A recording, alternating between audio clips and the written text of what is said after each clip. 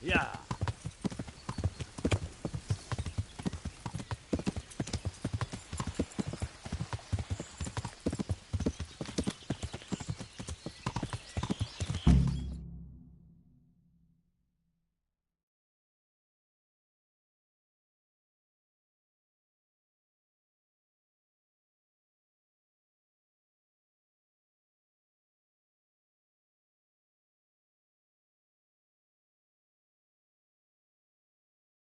Easy, man.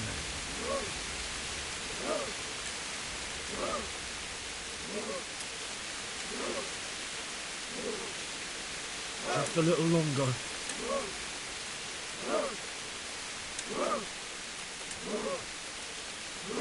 Not yet.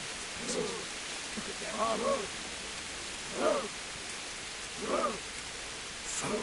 There's a lot of them. Easy. Easy.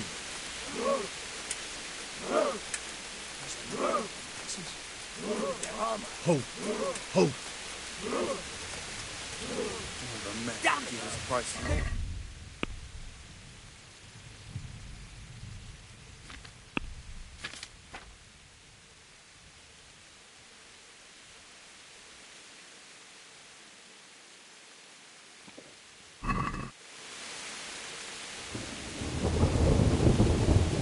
Vanguard! To the left! And the rest, come with me! We'll flank the bastards! At them! Charge! Grind those horsens into the dirt!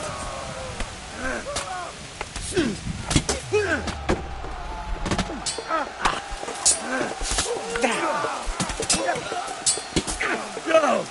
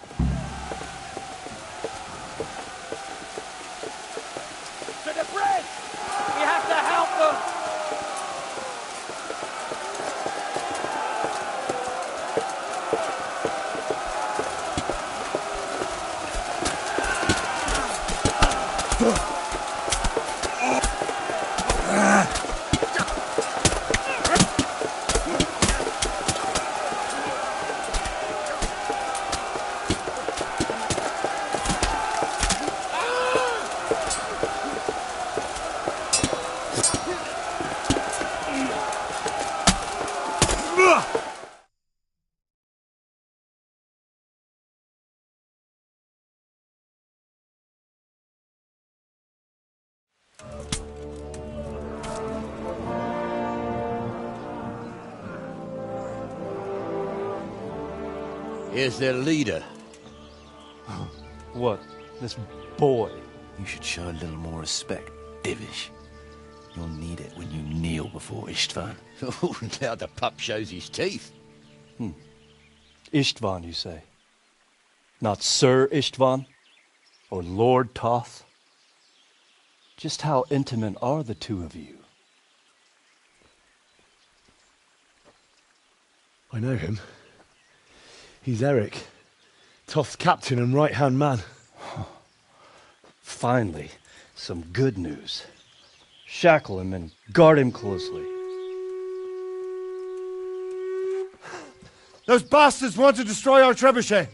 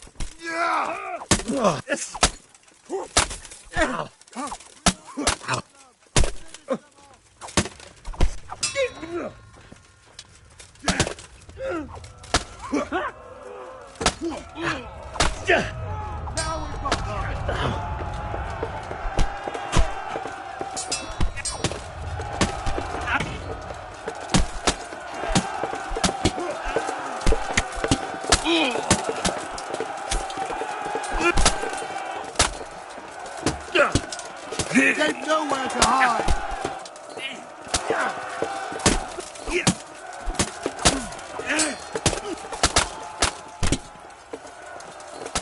At them! Fight them! Cut them down!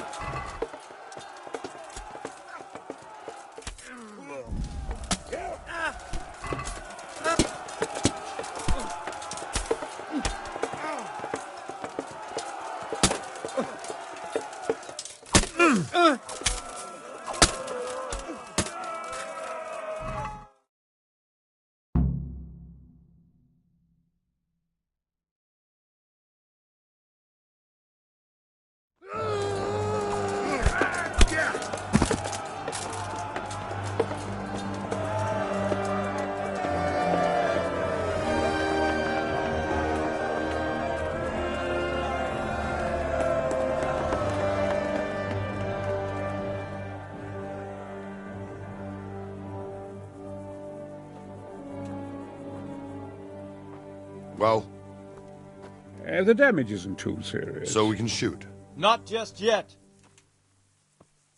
Sir, what are we waiting for? You've heard his threats, Robard. Do you want him to kill Radzik and my wife?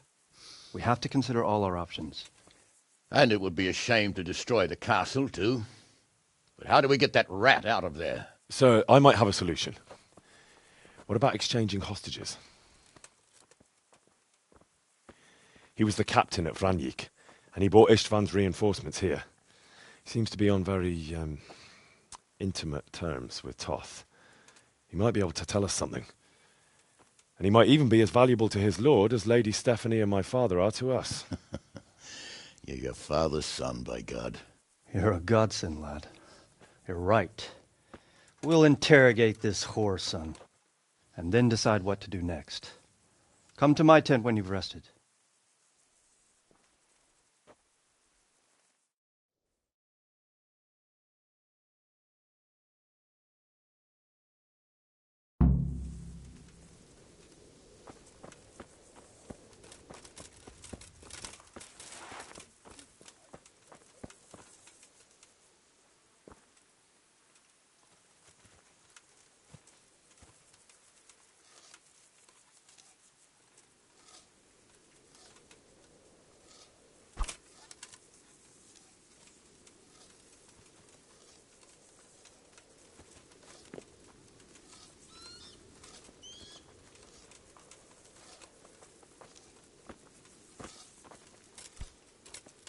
Am I imagining it? No, there is something lying there.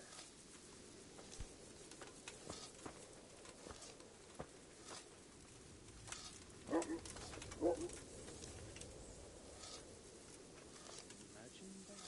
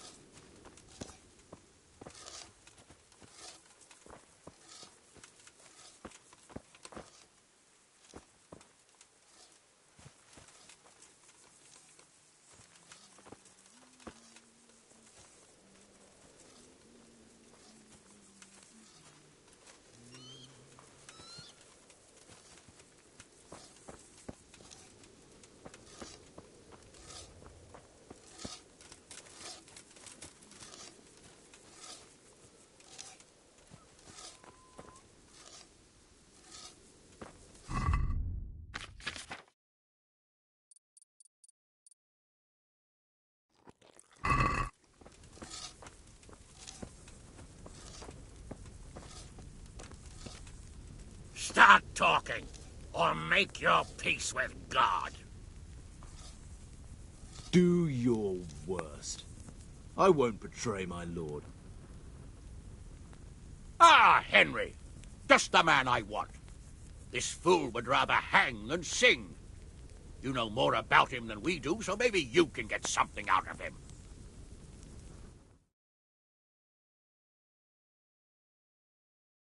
Well now, Eric. It is Eric, isn't it? Looks like the boot's on the other foot this time, doesn't it? Fuck you. You need to change your tone. If you start being nice, you might just come out of this alive. So now I'll ask you a few questions, and you better think carefully about how you answer them.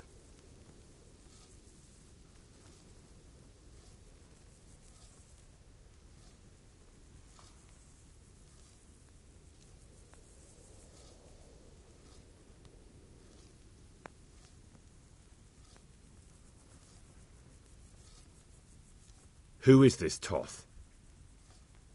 He's an orphan, same as me. The Turks killed his parents, so he started killing Turks. Sigismund needed men like that, so Istvan ended up in his service.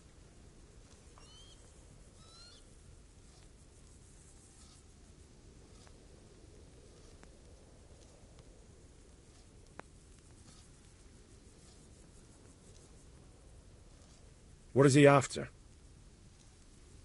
Are you really that clueless?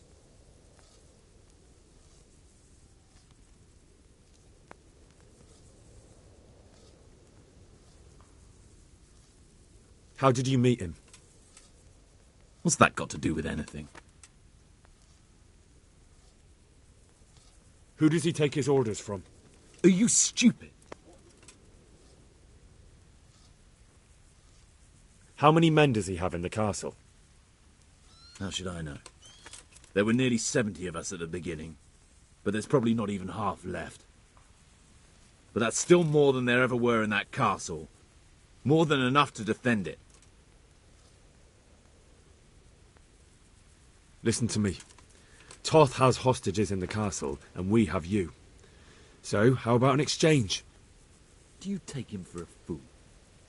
Do you really think he'd give up the only thing he has that stops you from attacking? He'll never accept an exchange. You better pray he will, for your own sake. Because once we attack, you'll be worthless to us. And what do you suppose will happen to a worthless bandit?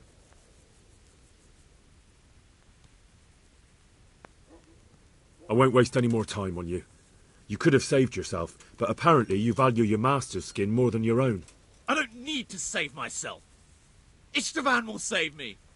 And he'll kill every last one of you. Why should he save you? He'll sacrifice you, just like everyone in Vranyik and Pribyslavitz. You're nothing but a common bandit. You don't know anything. He'll come for me, and anyone who lays a finger on me will pay dearly. Now I'm curious. Why would he care that much about you? Could it be your lovers? You'd never understand. For a while there, I thought we'd get nothing out of him. But in the end, he spilled his guts. I thought you were much too easy on him. But it seems your approach was the right one. Well done, lad. Anyway, it's clear that young fellow is no ordinary brigand. And he believes Toth cares about him. We'll just have to see if the bastard cares as much about him as Divish does about his wife and you about your father.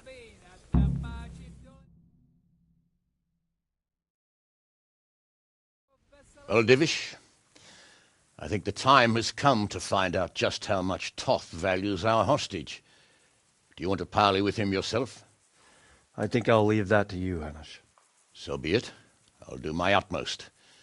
Bring the hostage below the battlements.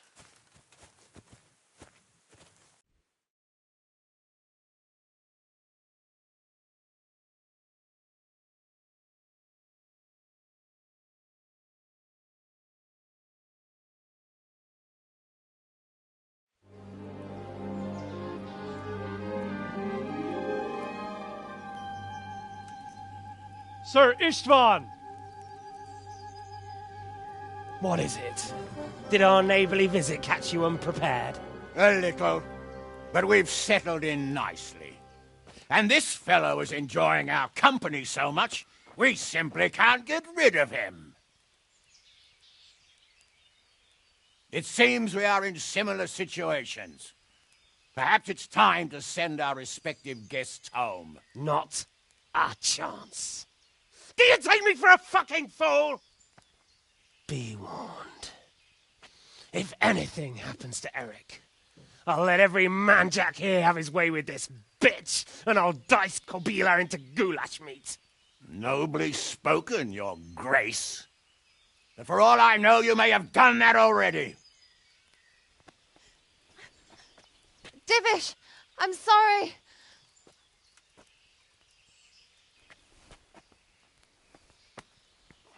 Greetings, friends. Fear not, Lord Toth is treating us like royalty. They're unharmed, as you can see. But don't try any tricks, or they won't be for long, Hanush.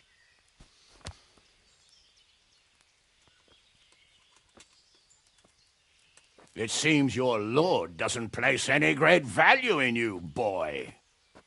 Go to hell. I'm sorry. It looks like it's not going to be that easy. Well, at least we know they're alive. I didn't expect much of it anyway. He won't harm them as long as we have this fellow.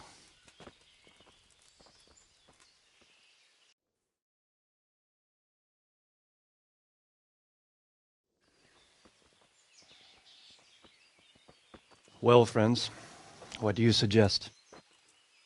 I'd say we have no choice but to attack. It's a great risk, Robard, with Stephanie and Radzig inside. I know how you feel, sir, but Toth is no fool. They are his last safeguard. He will do nothing to harm them until he is sure of victory. Would you be saying that if it were your wife inside? Or your father? Well, let me point out that we have no choice anyway. We don't have enough supplies to keep men here for weeks, while gangs of brigands and Sigismund's army roam the countryside. Toth won't agree to an exchange, and even if he did, we'd have to let him go. With all his men, he'd be a thorn in our sides till Judgment Day. Sir, a message has arrived. Oh, what is it? Margrave Jobst is approaching with his retinue and wants to speak with you. Jobst, you say? All right. What is he doing here? Who's Jobst? Jobst of Luxembourg is cousin to King Wenceslaus and Sigismund. He's the Margrave of Moravia. Only a year ago, he was collaborating with Sigismund and the League of Lords. He betrayed King Wenceslas and his ally Prokop.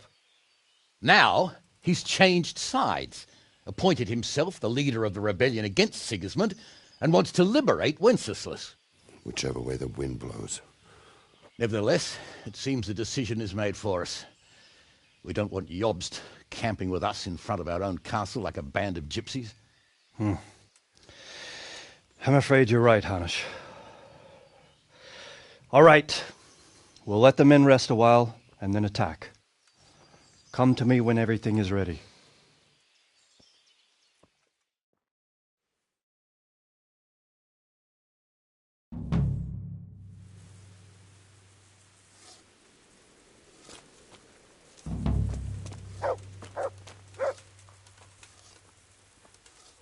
How are you?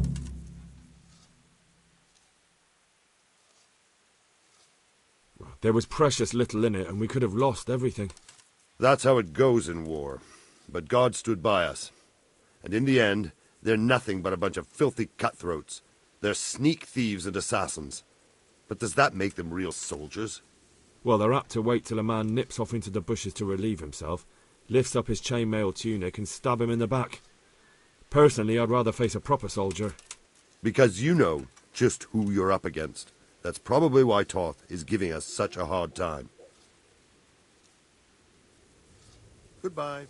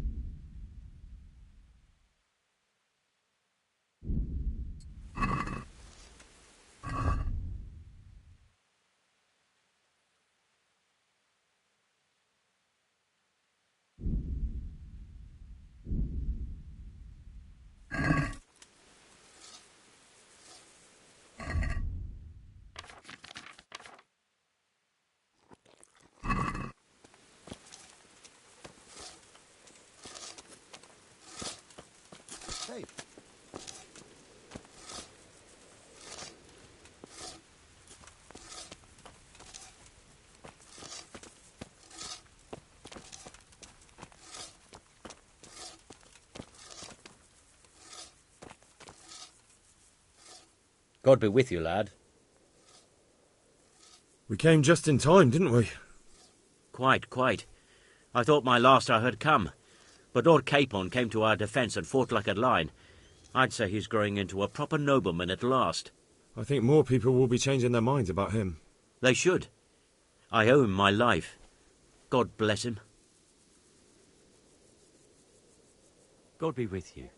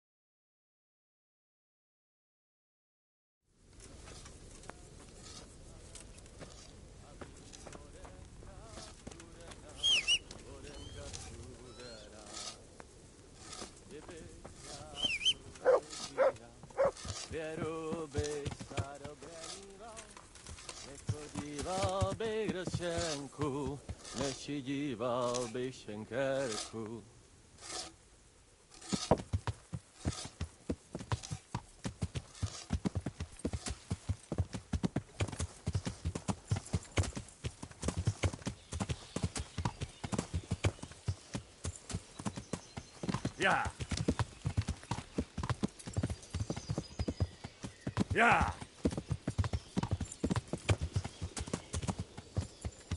Yeah.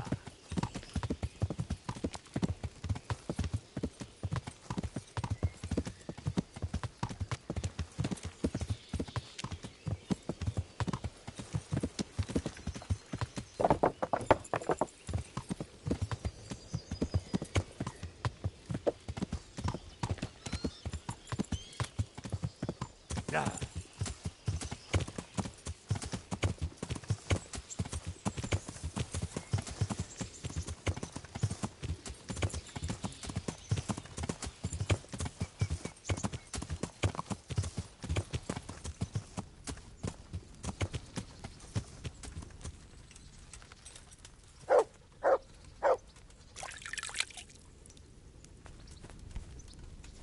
Welcome, Henry.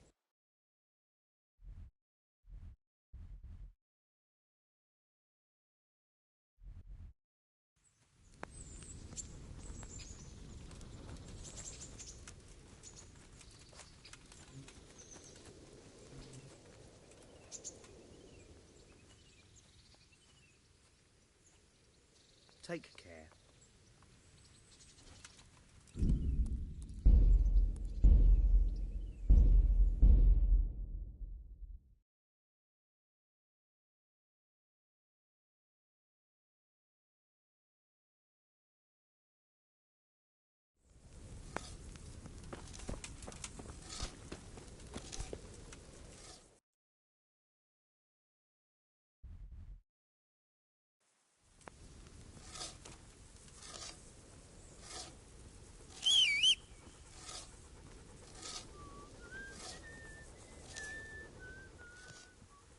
There's the good doggy.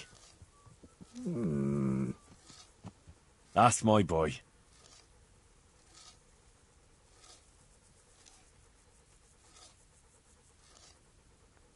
Come along, free.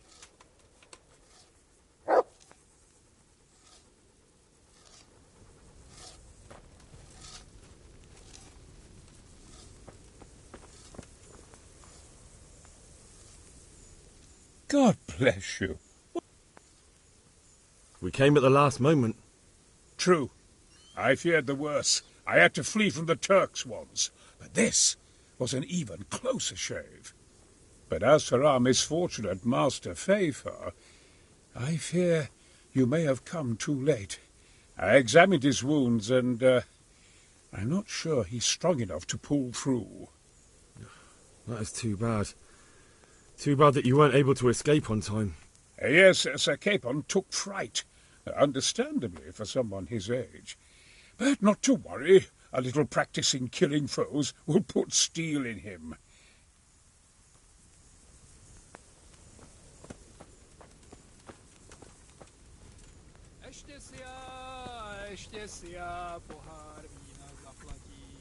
Greetings. Take care. Potom půjdem na pána, co s náma zle nakládá. Pijme chlapci, dobré víno z pohára. Ještě si já pohár.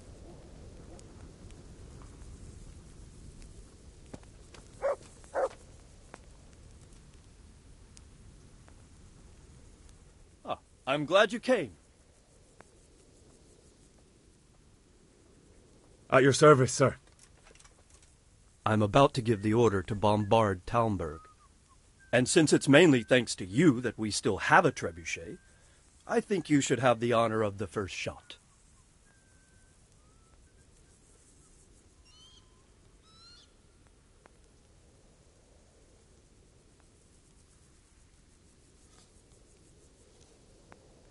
But, sir, I have no idea how.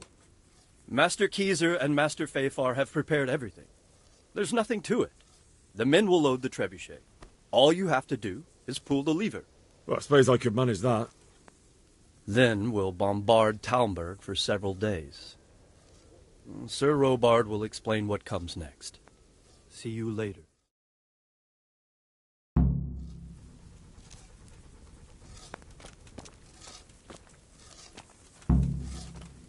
Load the trebuchet!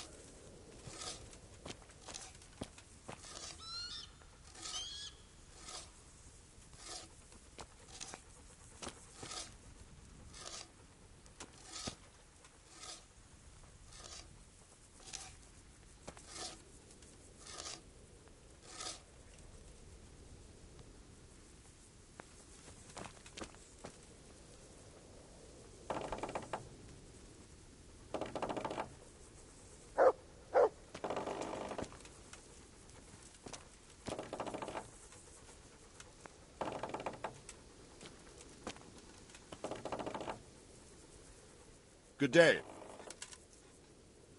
Take care.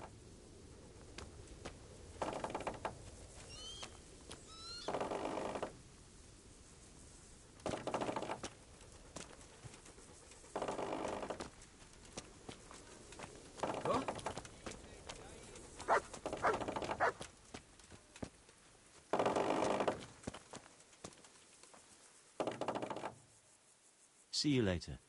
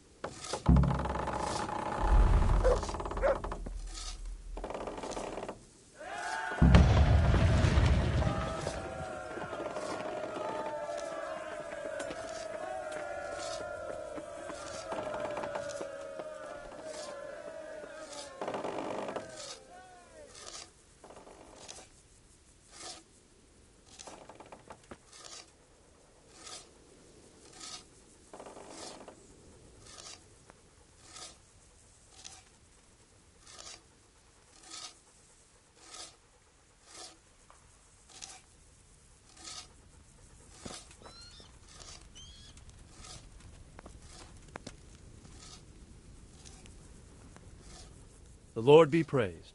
What brings you to me? How do you like Master Keezer, Sir Divish? How do I like him? As if it's not enough to hurl giant boulders at my castle, he wants to throw kegs of gunpowder. I understand, but he has to do something. Those boulders could hit my wife, and if they don't get her, the gunpowder could burn her to death along with Sir Radzig. Yeah, I know. I'm sorry.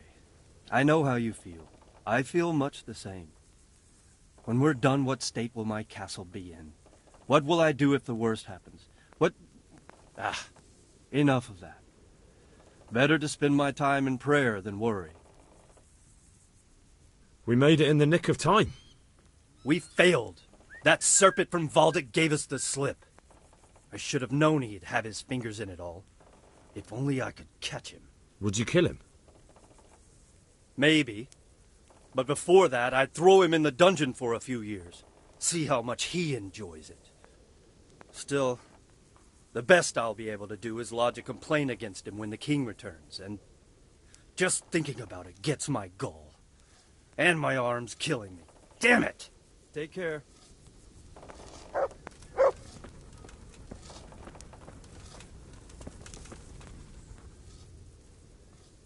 Divish said... Sir Divish. Sir Divish said you tell me what happens next. Aye. We're going to watch Istvan shitting himself. That's all? For a few days, at least. So if you have anything to attend to, now's the time. Just don't forget to come back. Good luck, then.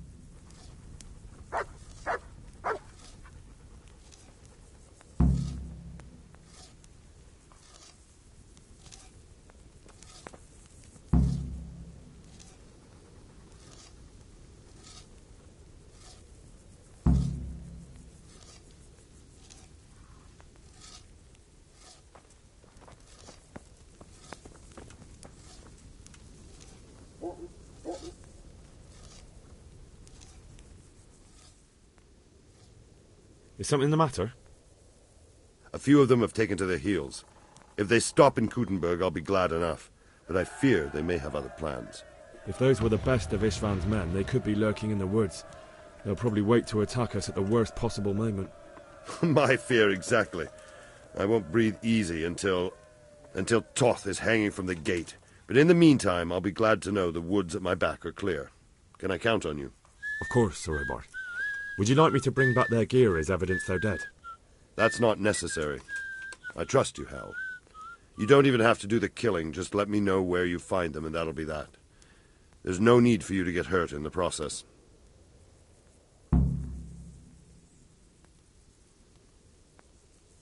Good luck, then.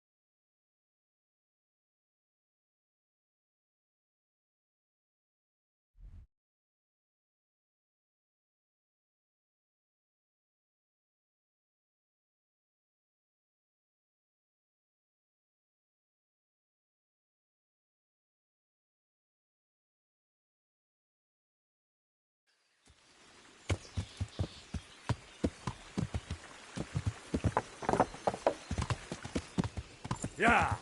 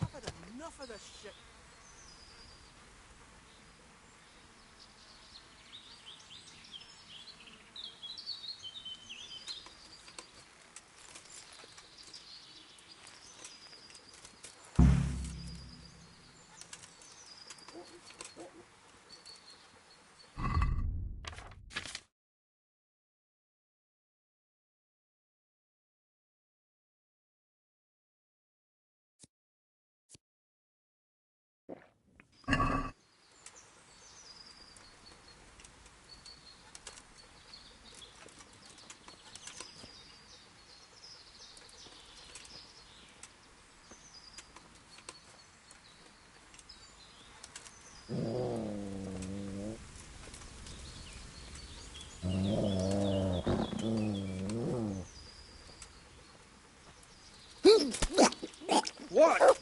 You're in the wrong place at the wrong time.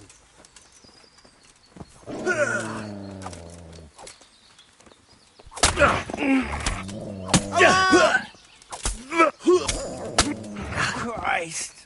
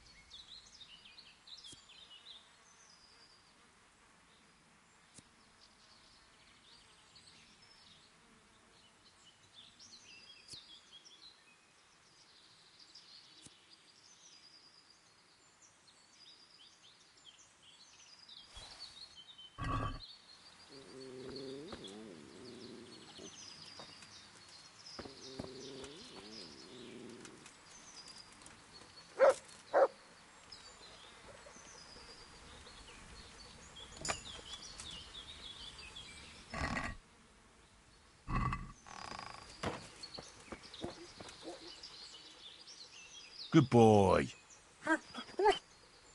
That's my boy. Look what I've got for you. You'll love this.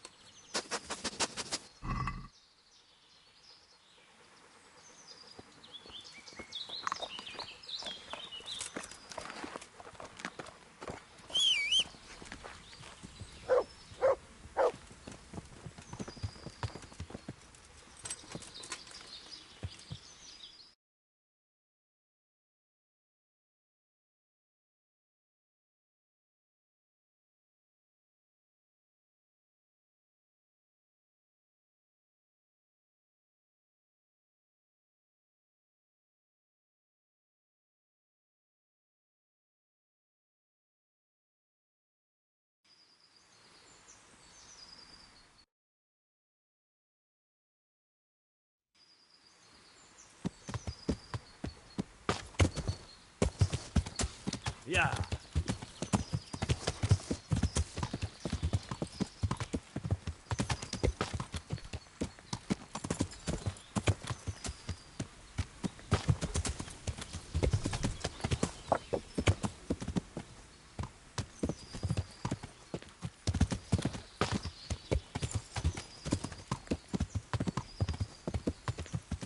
Yeah.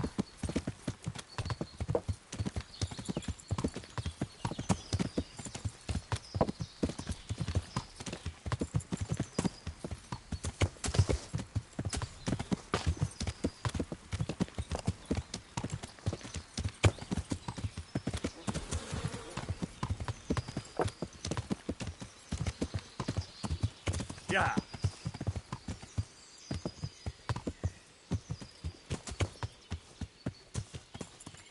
Yeah.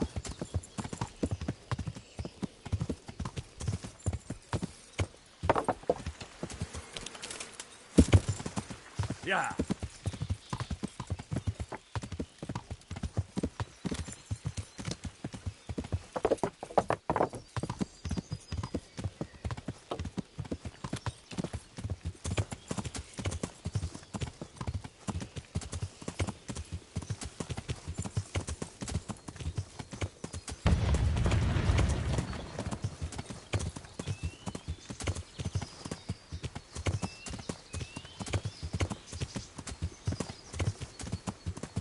Yeah.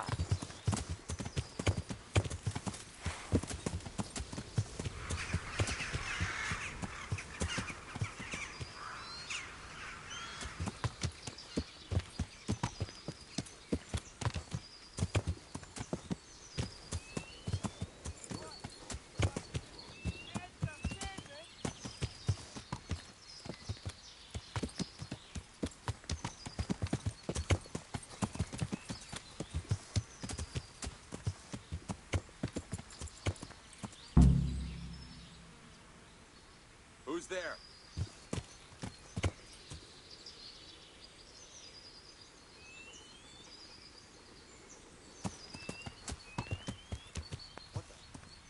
What's going on there?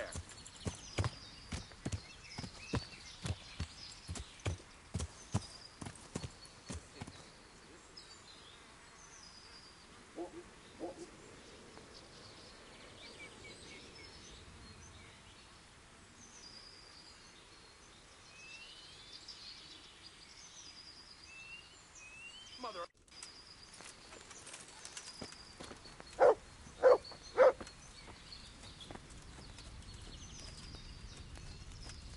Hey, who's there?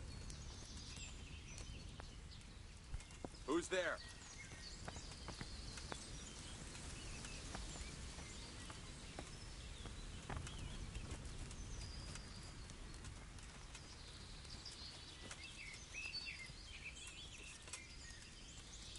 You're in the wrong place at the wrong time.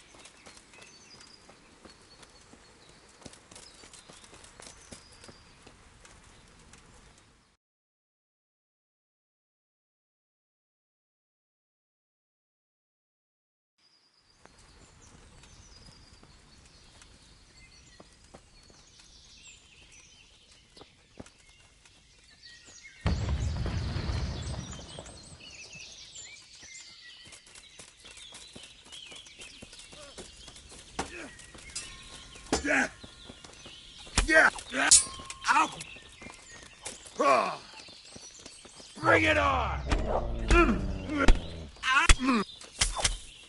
Well, that's the end of you.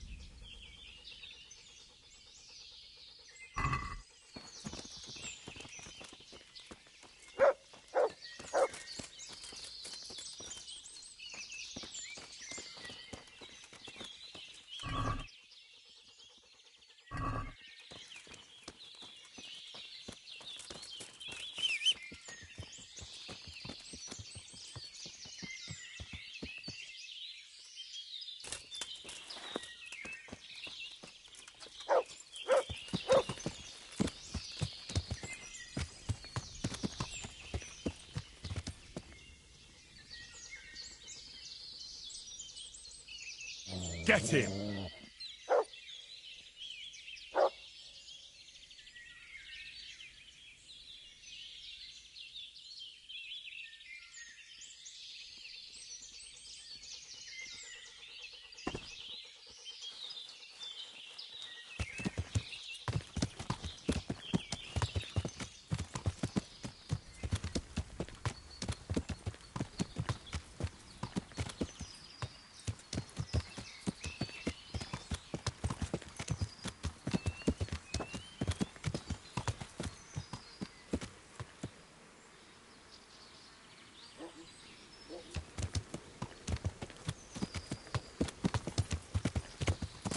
Yeah. Wait.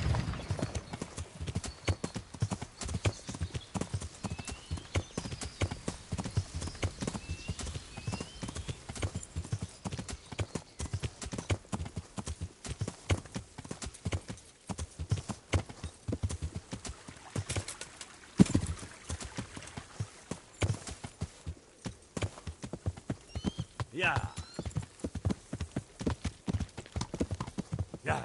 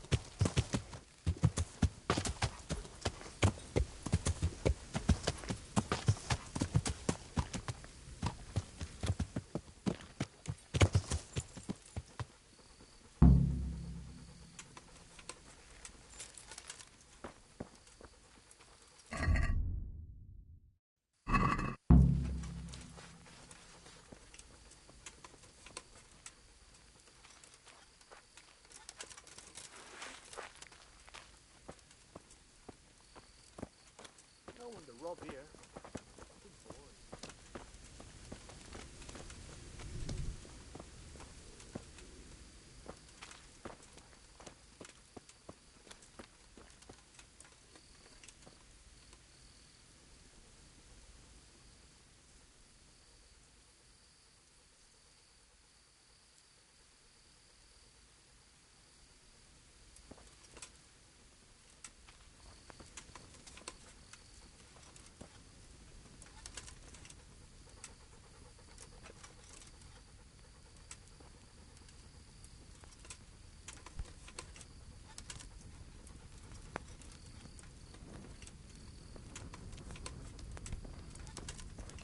What was that noise? What are you doing here? Tired of life? You're dead.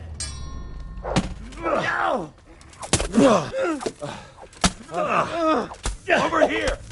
Where is everyone? Quick!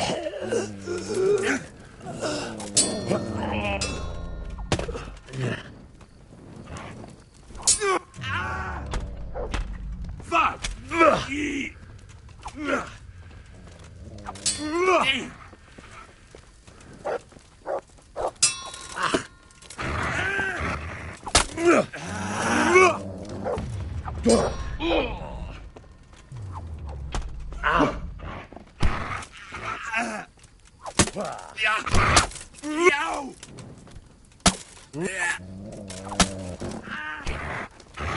Christ!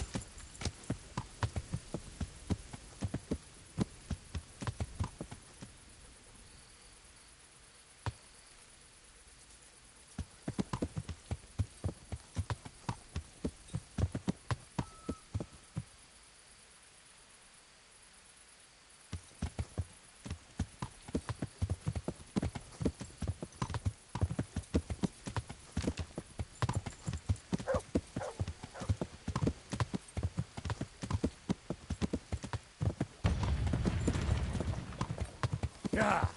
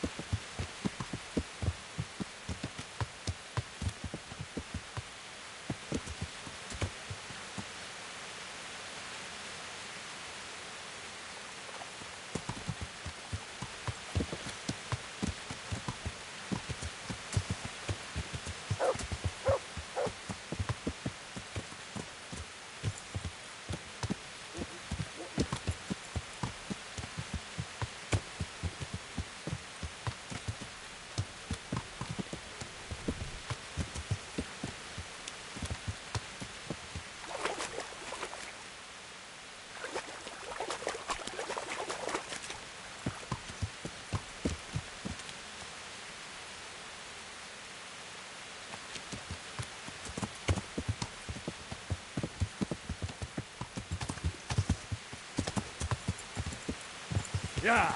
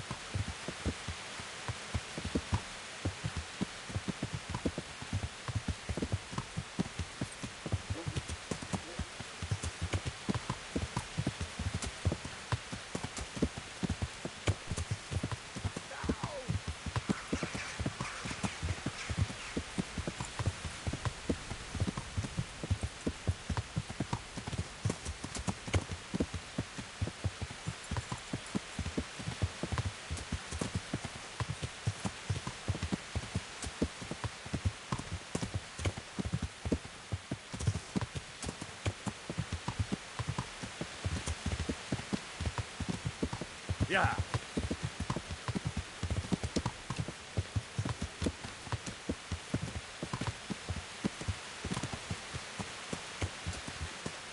Yeah.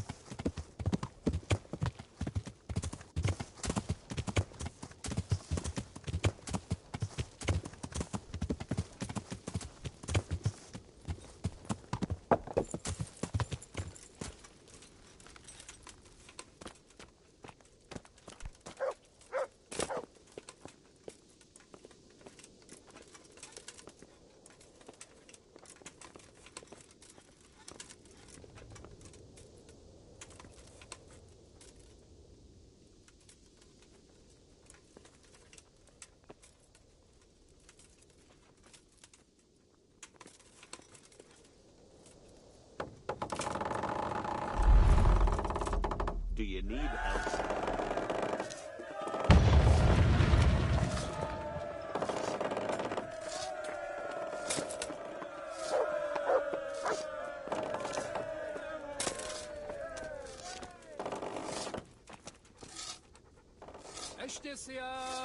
Ještě si já pohár vína zaplatím. Potom se jak moje...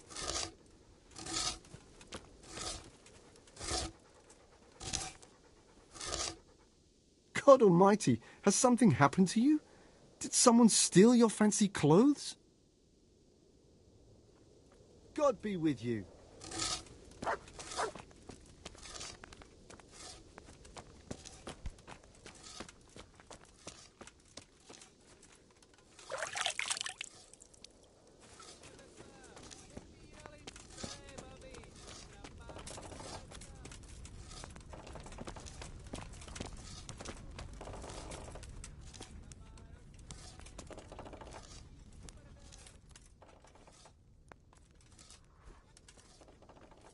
I'm here. Can't you see we're still bombarding? You came too soon. I found all of their campsites. The rest of the woods are clear. That's a relief. Now let's relieve ourselves of this accursed Toth. Goodbye.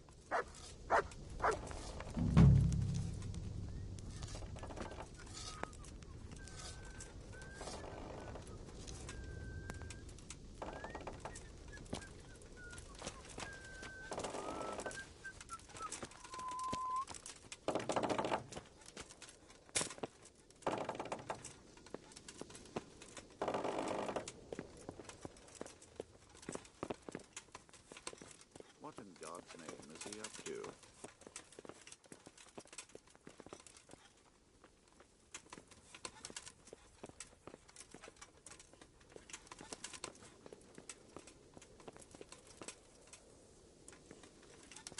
Back trouble?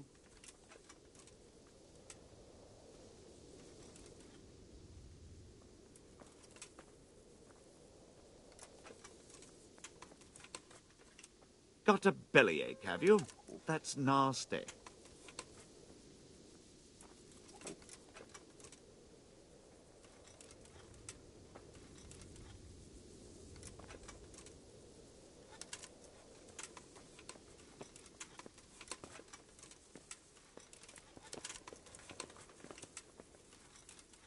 What's the matter, laddie? Need to shit?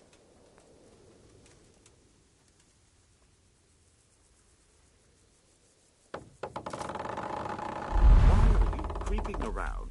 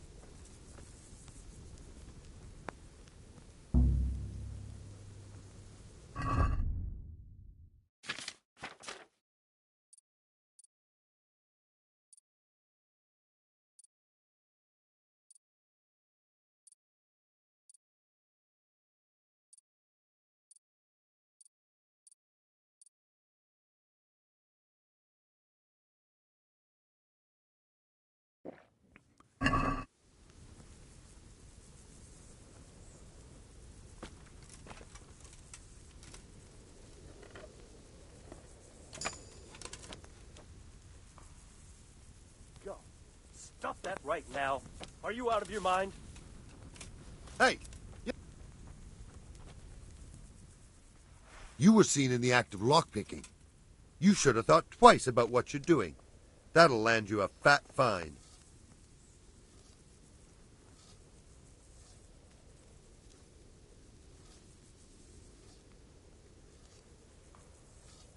You're making a serious mistake. If only you knew what you've just got yourself into. This won't end well for you. Well, I thought... That is, I had no idea. If that's how it is, of course you may go.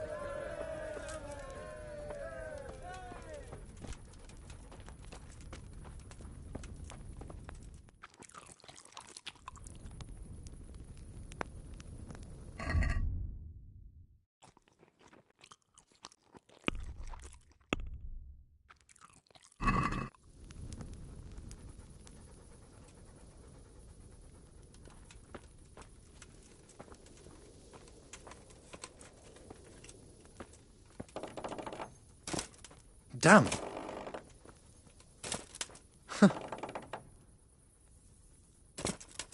What the...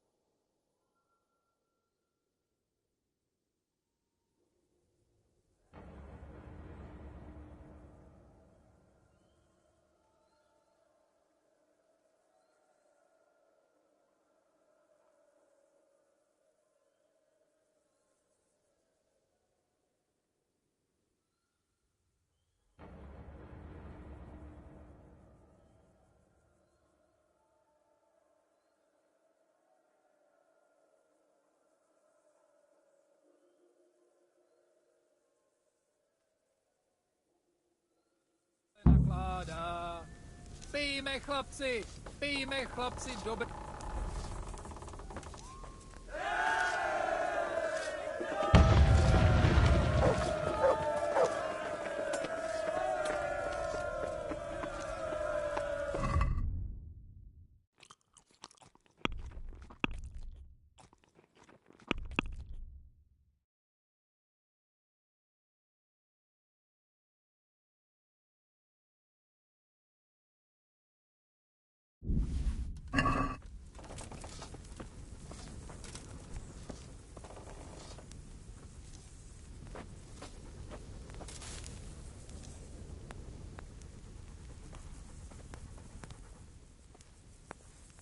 Since Sir Divish's colours still aren't flying over Tamberg, I suppose we'll be attacking.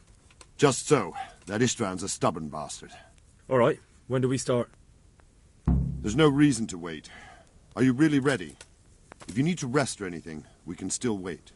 You won't have another chance until we've won the day. Or until your final rest. I have to deal with something first.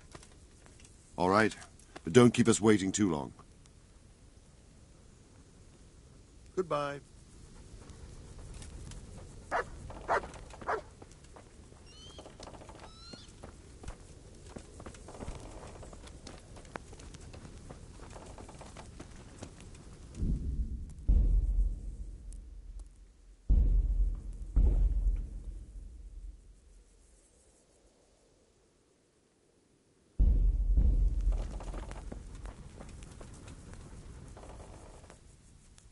Are we prepared to lay siege?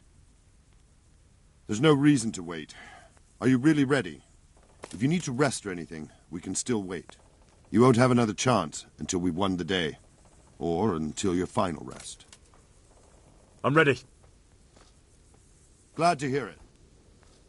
We're going to attack on two fronts. The north gate and the west wall, which will scale with ladders. The attack will be split into different stages. Taking the outer walls, the inner bailey, and finally the core of the castle and the tower. How are we going to attack the gate? We'll try to do as much damage as we can with the trebuchet first. Keyser claims he can even hit it directly. Even if that's true, we'll have to charge through a downpour of enemy arrows all the way to the portcullis. Portcullis? Fortunately, it's wooden, so we'll be able to break it down. But dealing with the defense in the bailey won't be easy. And what's the plan for attacking the west wall? First, we have to get men to the wall with ladders, which is no easy matter under fire, so we'll need as many men covering them as possible. As soon as the ladders are in place, our foot soldiers will run up and try to scale the wall. Once a few of them get to the battlements, we should quickly gain the upper hand. How will we take the battlements? Either by scaling the west wall, or our men at the gate will help. And the inner bailey? That will be tough. The castle is designed so we'll be like hens in a coop to anyone with a bow on the inner battlements. We'll have to either fight our way through, or somehow get around them. What about the living quarters? There, I'm worried most about the hostages. I think I've heard everything I need to know. Do you want to join the attack on the walls or on the gate? I'll help with the attack on the walls. I'm proud of you, Henry. And as God is my witness, we will kick those whore sons' arses. A village lad and an old soldier? If he's not shaking, then he doesn't know what he's got coming. Just one last thing, though. No matter how good the plan is, something always gets fucked up. Keep your eyes open and take advantage of... We have to take the castle gradually, one position after another. I'll remember that. Good luck to you. Good luck to you, old soldier. Take care.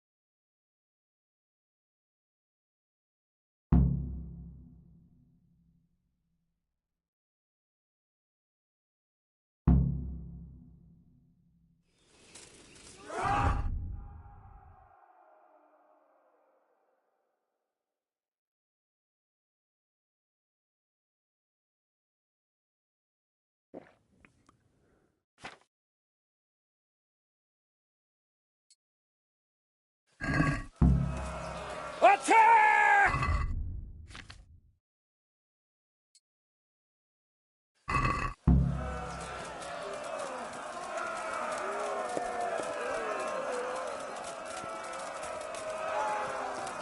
Shields, for fuck's sake! Cover yourselves! Wait till I raise the ladders.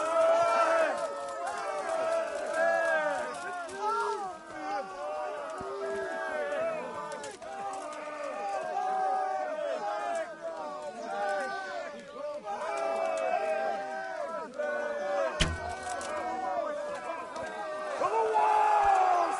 Go! Go! Go!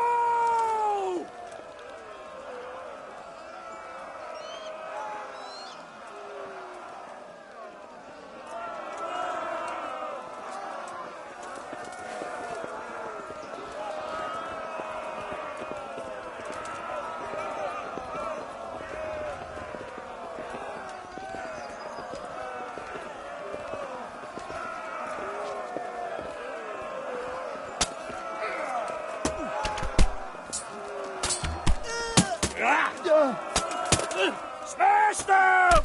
Clear those battlements!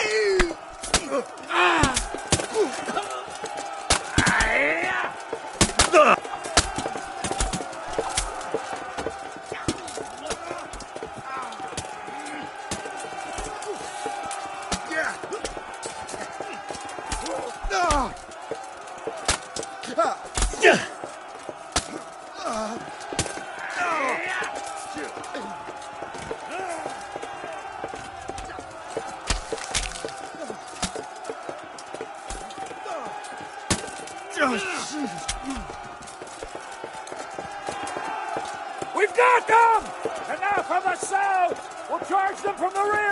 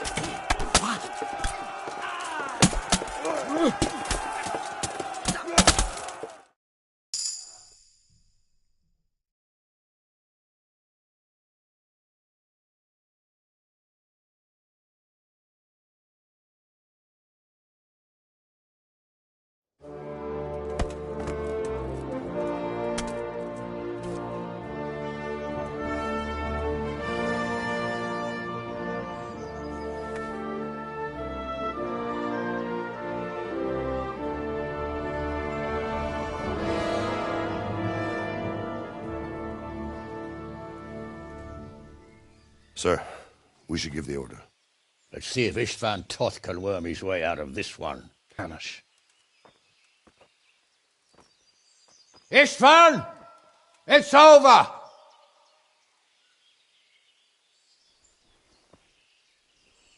You want us to come and get you? I wouldn't advise that. Your friend Divish wants to see his wife alive again. And Sir Radzig? Are both hostages unharmed? For now, Hanush, unless circumstances change. I'm glad to hear it. My guest is also safe and sound, but he's also quite keen to go home.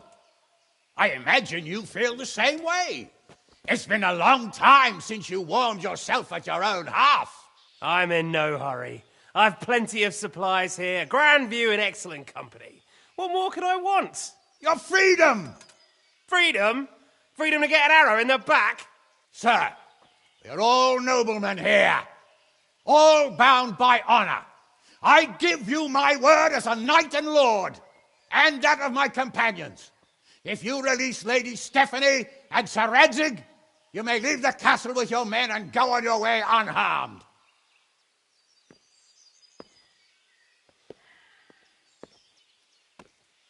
And just how far will we get? What good will it do me if your men attack us in the woods instead of here? If you give me your word of honor that you will leave and never return, I promise you safe passage to the boundary of this fiefdom. What happens after that is up to you and the will of God Almighty. Very well then, but I want a small safeguard. I'll give you her ladyship, but Radzig comes with me. I'll release him in Skalitz. Out of the question! Is our word not good enough for you? Is mine not good enough for you? I swear I'll release him when I get to a safe distance. I'll go with him, Hanush. Let the Lady Stephanie have her freedom now. Father! Don't worry, son. I trust Lord Toth's self-interest more than his word. He wouldn't be fool enough to harm me. If you're certain, Radzig. Prepare horses and supplies, and tell your men to pull back. We'll come down. You heard him. Get to work. And any man who breaks his truce answers to me. So, are you really going to let them go? My word is my bond, Henry. He's a cutthroat and a liar. Good men are dead because of him. What's to stop us from skewering him as soon as he sets foot outside? Our honor! If you let him go, he'll do the same again. Or worse. God's justice will find him. And then he'll get a taste of my mace. If we break our word of honor, we have none. And without honor, we are nothing. Never fear. Your father will be all right. We'll hunt down those vermin yet.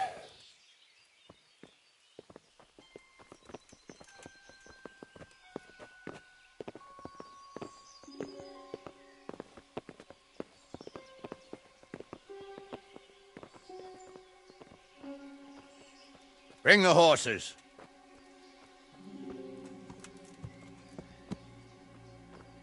Here she is, as I promised.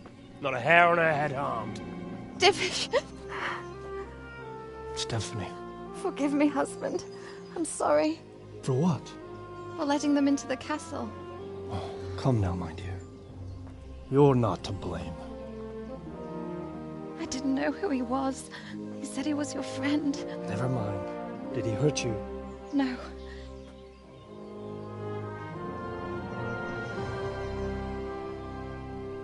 I hope your word can be trusted. Certainly more than yours.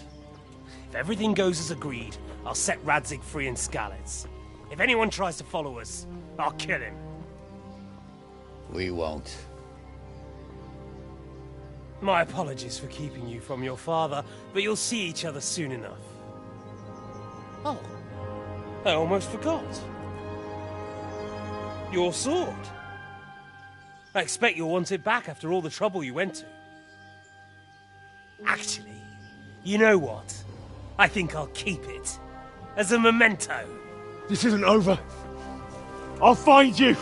I look forward to it. Yeah!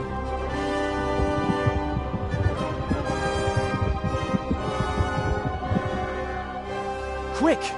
To the battlements! We have to see which way they go! Oh, they really are heading for Skalitz. Mount up, Henry. You've heard what he'll do if we follow them. We're not going to follow them. We just have to collect your father. Or do you want him to walk back here when they release him?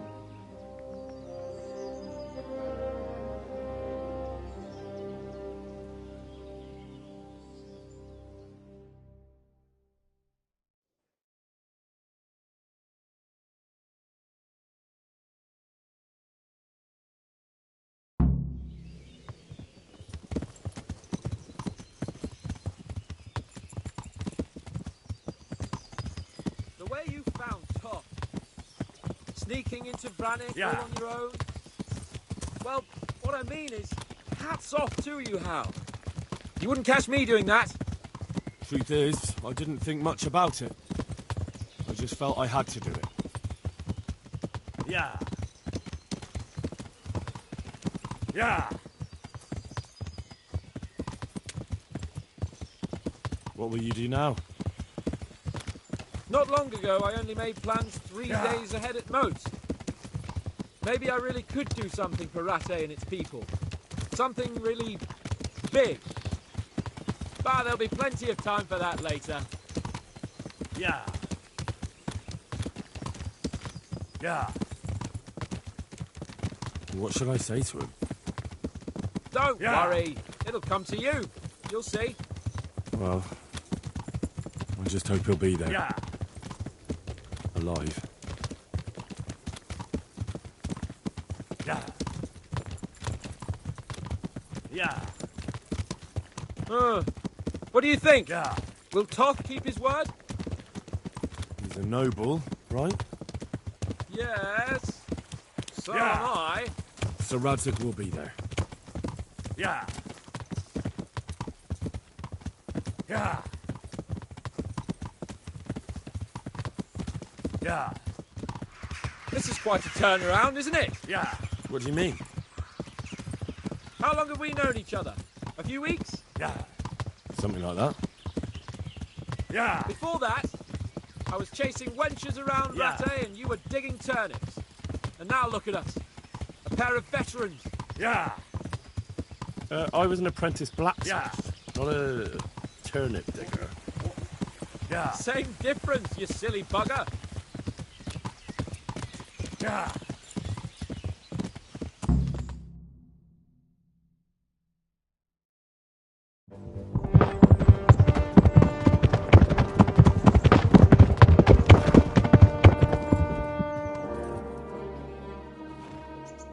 There's no sign of them. Move on.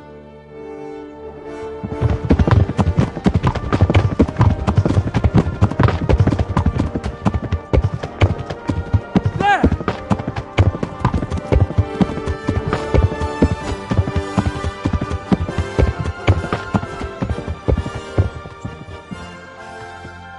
I'm glad to see Istvan kept his word, sir. Not half as glad as I am, Your Grace. Well, we kept our word too, and now Toth has had his head start and he's fair game. Which way do they go? To the north, but I would be careful, Sir Hans. Fear not, Your Grace. I've twice as many men as he. Well, I won't keep you any longer. I'm sure the two of you have a lot to say to each other. Let's go!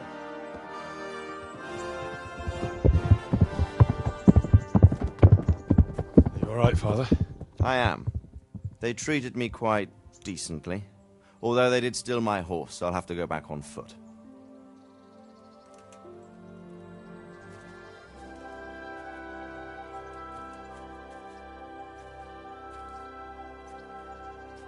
It looks like it's all over. Not by a long shot. It won't be over until we get this mess cleared up. And catch that bastard. How could we let him go? Would you rather we killed him? Even if it meant Lady Stephanie and I died too? No, of course not. But what was to stop us from killing him after the exchange? Honor? Honor? If the word of honor of a nobleman could not be trusted, then he would never have agreed to the exchange. And where's the honor in abandoning your son? You know how it is. We were young. It happened. And I couldn't marry a commoner. Then your father, Martin, came along and took care of both of you. Well, he knew it. What? That I was your father? Certainly. He was a great man. He took you as his own. And always kept an eye on you. Of that you can be sure. I know so little about his past. He told you nothing? Oddly enough, even though you don't have his blood, you're very like him. When he was around your age, he became bored of his trade and set out to see the world. He lived through many adventures, even fought in a war. In a war? Yes, in Poland, I believe. And I don't think he cared much for it. That's why he wanted me to stay at home. He spent some time in Prague, then settled in Kuttenberg. But it seems he quarreled with someone there and finally ended up here. You know the rest. I loved him, but even so,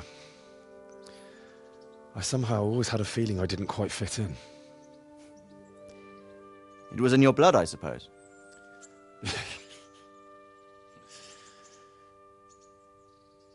I lost the one thing I had left from him. Your sword. Ah. The sword. It's not my sword. It's yours. For a moment there it was so near, yet so far. Oh well, it can't be helped. It was almost within my grasp, but just then I had something else on my mind. Well, I think we may yet have a chance to get it back. This business with Toth is not yet over, unfortunately. That's a chance I'd welcome. Not just to get the sword, but that bastard Istvan too. And then I'll find that German whoreson who torched Skalitz, and I'll slay him with it. I'll never forget his face. Or his name. Mark Vart von Aulitz. Those are noble intentions, son. But don't forget there are other things in this world that are worth living for. Like what? Look around you. Blue skies overhead, green grass underfoot, beautiful girls. Good wine, a few good friends, and a fine steed under your backside. Those are things worth living for. Though I can't deny that swine who killed your mother must pay for what he did. But it's better not to dwell too much on that at the cost of those other things. On the subject of steeds, I think we'll have to ride like the Knights Templar. How's that? 2 up. One day I'll tell you how they got their seal. You can take the front.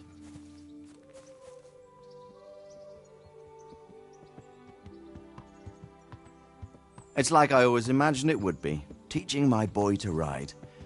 Although it would be better if you were a little smaller. My word, it's all go today, isn't it? I wonder who this is. I think I know. It's Margrave Jobst. The king's cousin? I wonder what he wants. I guess we'll find out soon enough.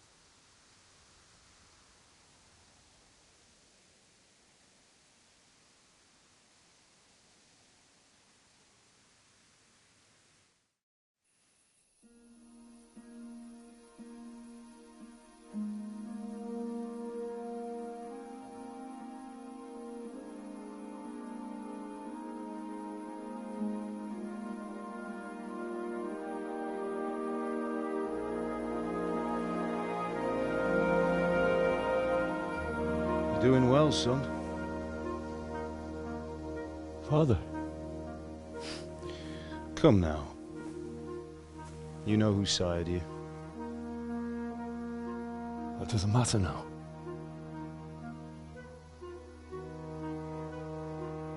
I miss you, Amar. I miss you very much. You'll be fine. We're proud of you. For what? I let you down. I lost the sword. I let that bastard get away. Don't be so hard on yourself. There was nothing you could have done to save us. And someone has to live and carry the torch. As for the sword, it's just a thing. You didn't want me fighting. Now look at me. Standing up to evil isn't the same as sowing its seeds. You did what was right.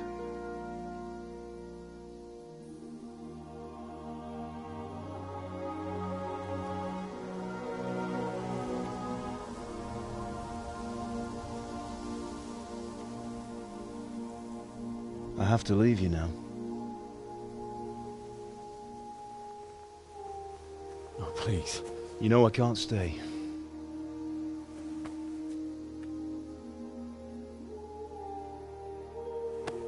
Will I ever see you again? God knows.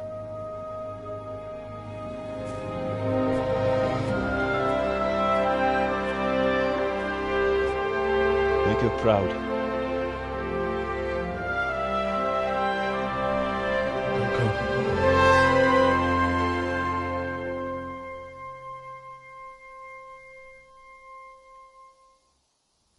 Don't go. Oh, don't go. No. What on earth were you dreaming about? I couldn't wake you, and it's well past dawn. Sir Radzig wants you at the upper castle. The lords are in council with Jobst. Right. I'll go straight away.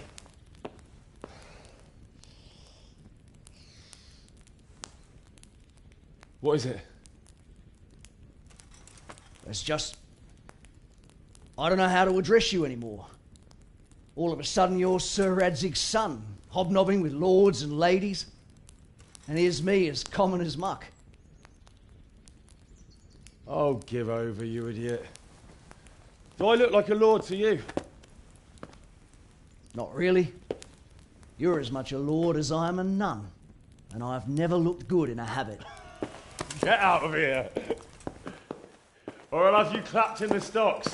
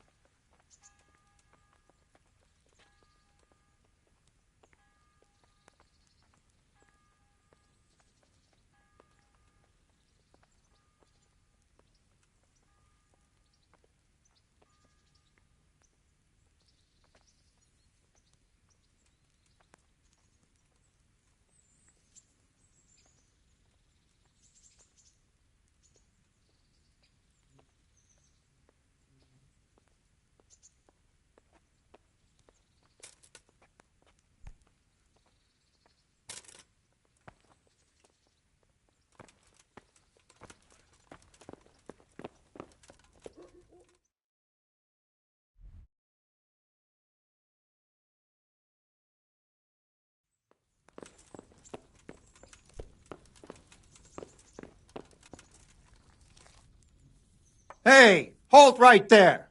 Show Why? orders of his lordship.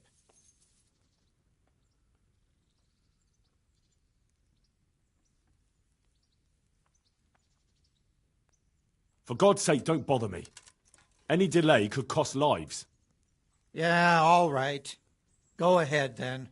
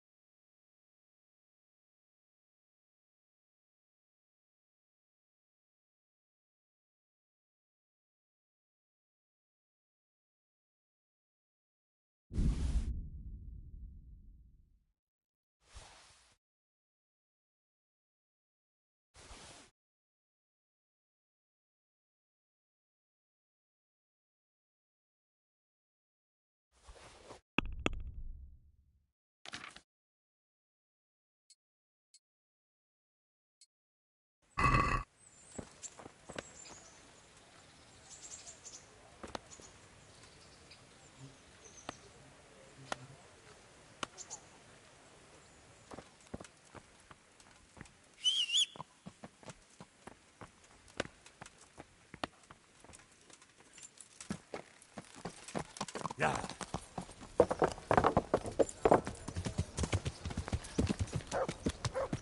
Ow! Yeah.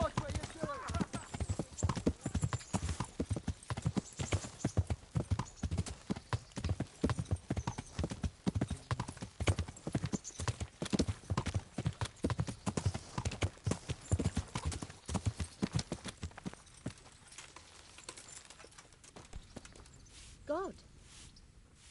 God save. How may I help you, good knight?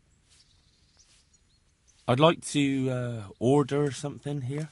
So what are you interested in? Get myself fixed up a bit. Have a bath and get my clothes washed. I'm sure you'll be extremely satisfied. Good luck, then.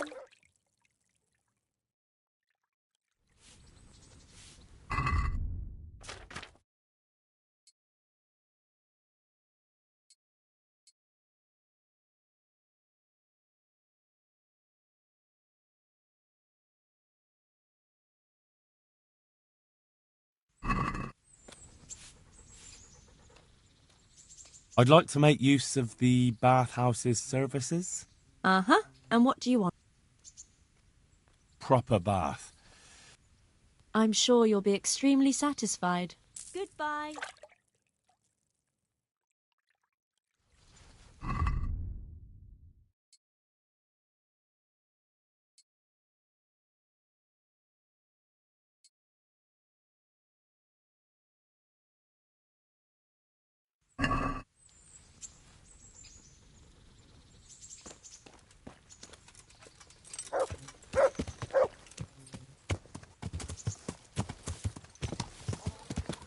Yeah.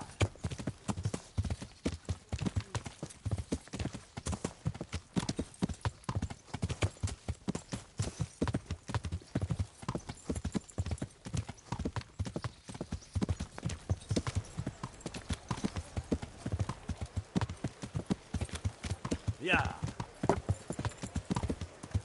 Yeah.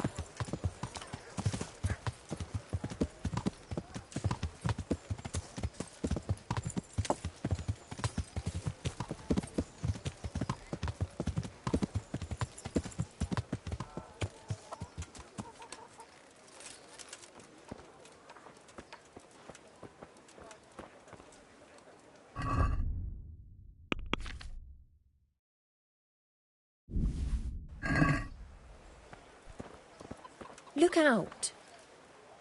God's blessings. What can I do for you? God be with you.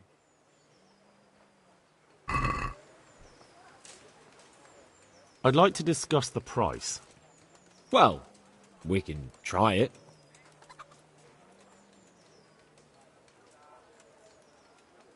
What do you say to this? That's not enough.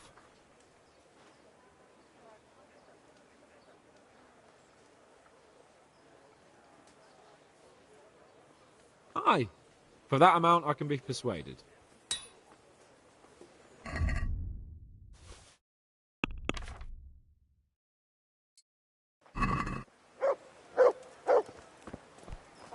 Look out!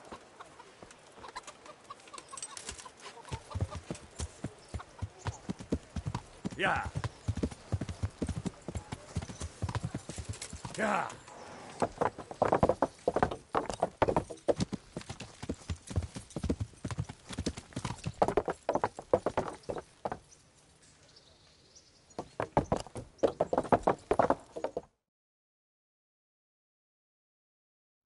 Ah, Hal.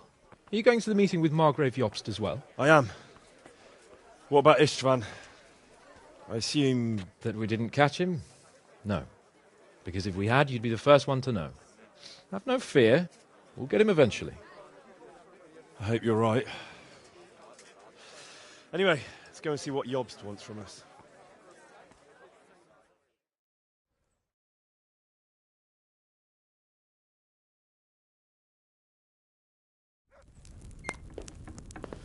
My lords, Christ's blessings on you all.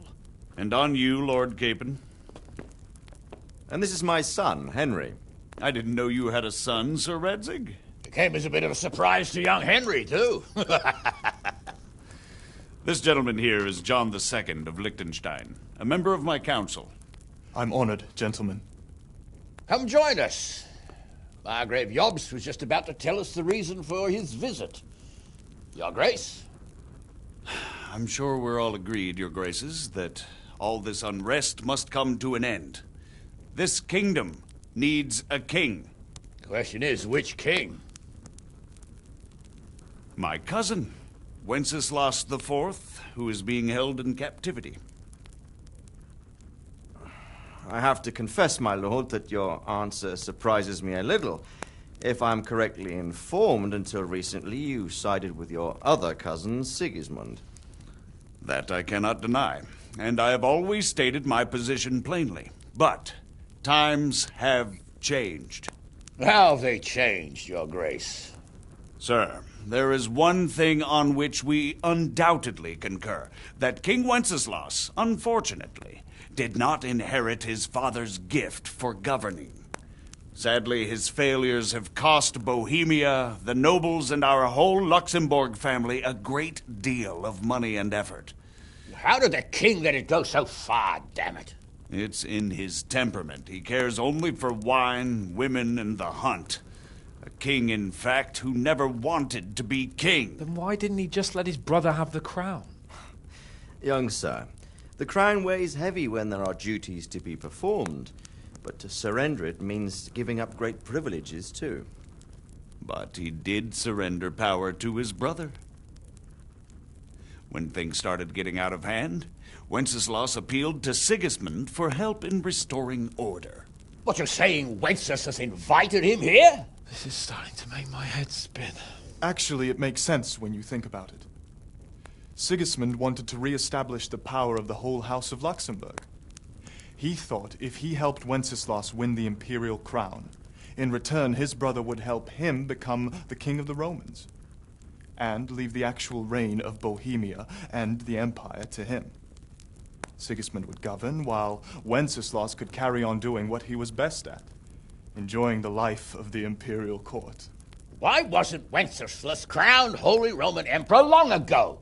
He was already elected king of the Romans. All he had to do was go and let the Pope put the damn imperial crown on his head. Who knows? Maybe he'd prefer hunting and consorting with bathhouse wenches to spending time with the Pope. Well, so would I must admit. Sigismund's plan seemed sound enough, but it didn't quite work out, did it? It worked for a while. He and his brother reached an agreement. Sigismund took over administration of the kingdom and began planning Wenceslas's journey to Rome for the imperial coronation. But then Wenceslas realized he would just be a puppet with a crown. I must say, Margrave Jobst, Wenceslas and Prokop behave rather like naughty children in need of a good clout about the ears. Sigismund would agree. He was already planning his rule of Bohemia, and all of a sudden, the rug was pulled from under him. I'd say he lost his patience and decided he'd drag Wenceslas to the coronation kicking and screaming if he had to. Just like a naughty child, as you say. So he abducted him and your brother Prokop too, if I heard correctly. Correct. And you helped him do it, if I heard correctly. Yes, your graces, it's true. I was there when Sigismund abducted Prokop. I thought everything could somehow be settled, that we could make my brother see sense. But Sigismund just wanted to put an end to the dispute once and for all, whatever the cost. There was nothing I could do to stop him. And that's one of the reasons why I'm here. The worst of it is that it was all for nothing. Instead of putting a stop to the revolt, it escalated it, and the result is this chaos we have today. That's true enough, sir. But I must admit now, I'm not sure what your position is. The king is incompetent, but we must protect him?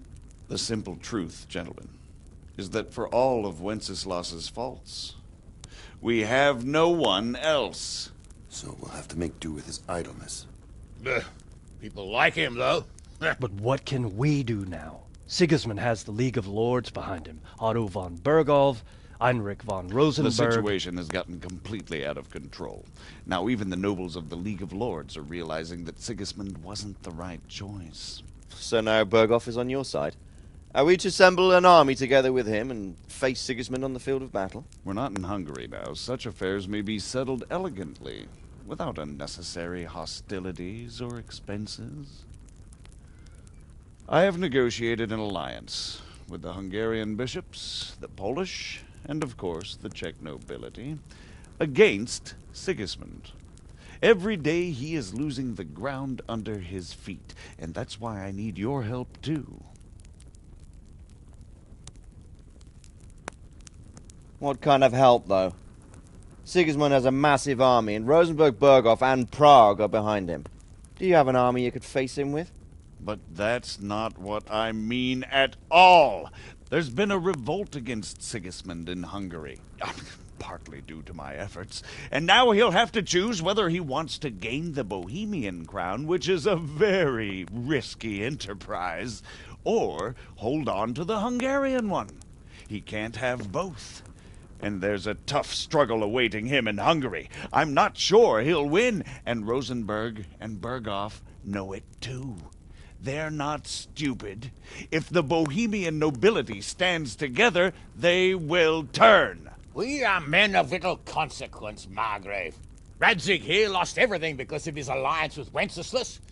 Sir Divish came within a hair of the same fate. Even Rattay is defenseless against Sigismund and the League of Lords. What's more, your grace, King Wenceslas languishes in captivity in Vienna. He can't rule too well from there. And what do you propose? To sit with your arms folded till the Bohemian lands are turned to ashes like scarlets? We have to put a stop to this senseless war.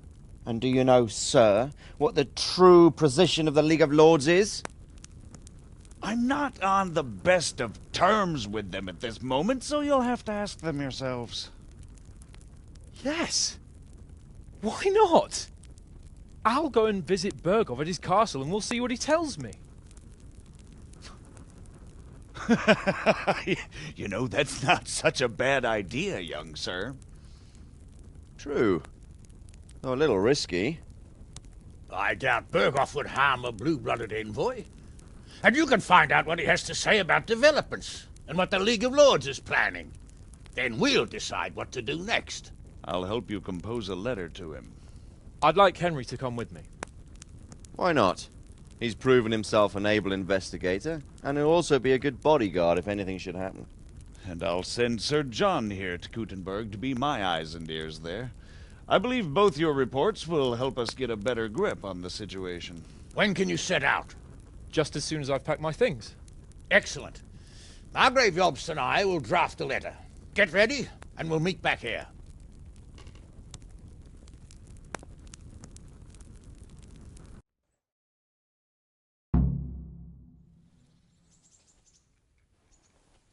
I expect it would be best to write it in your name as Lord of Lipa. Quite so, Margrave. What exactly am I to write? Oh, what isn't really the issue. The question is how. We need to learn where they stand on liberating the king and ousting Sigismund. If they'll make trouble or join our side, but... But we have to ask in a way that won't leave Sir Capon being run out of the castle with a whip. Exactly. How about writing that you're concerned about current events and that you want So, to see things... it looks like you're off on a mission. Yes. I can't wait. I don't want to dampen your spirits, my boy, but watch out. These are evil times, and who knows what can happen along the way. Not to mention that Bergov is no saint. Don't worry. I know. You've shown you can fend for yourself, but do take care. You'll be travelling as Lord Capon's bodyguard. You'll be there to make sure nothing untoward happens to him. Keep your eyes peeled and your ears wide open. What Bergov tells you is one thing, but what you see may be quite another. Rest assured, Father. And don't get embroiled in anything else. Just hand over the letter, hear out his reply, and return. Yes. Very well. Bergov is at Trotsky Castle.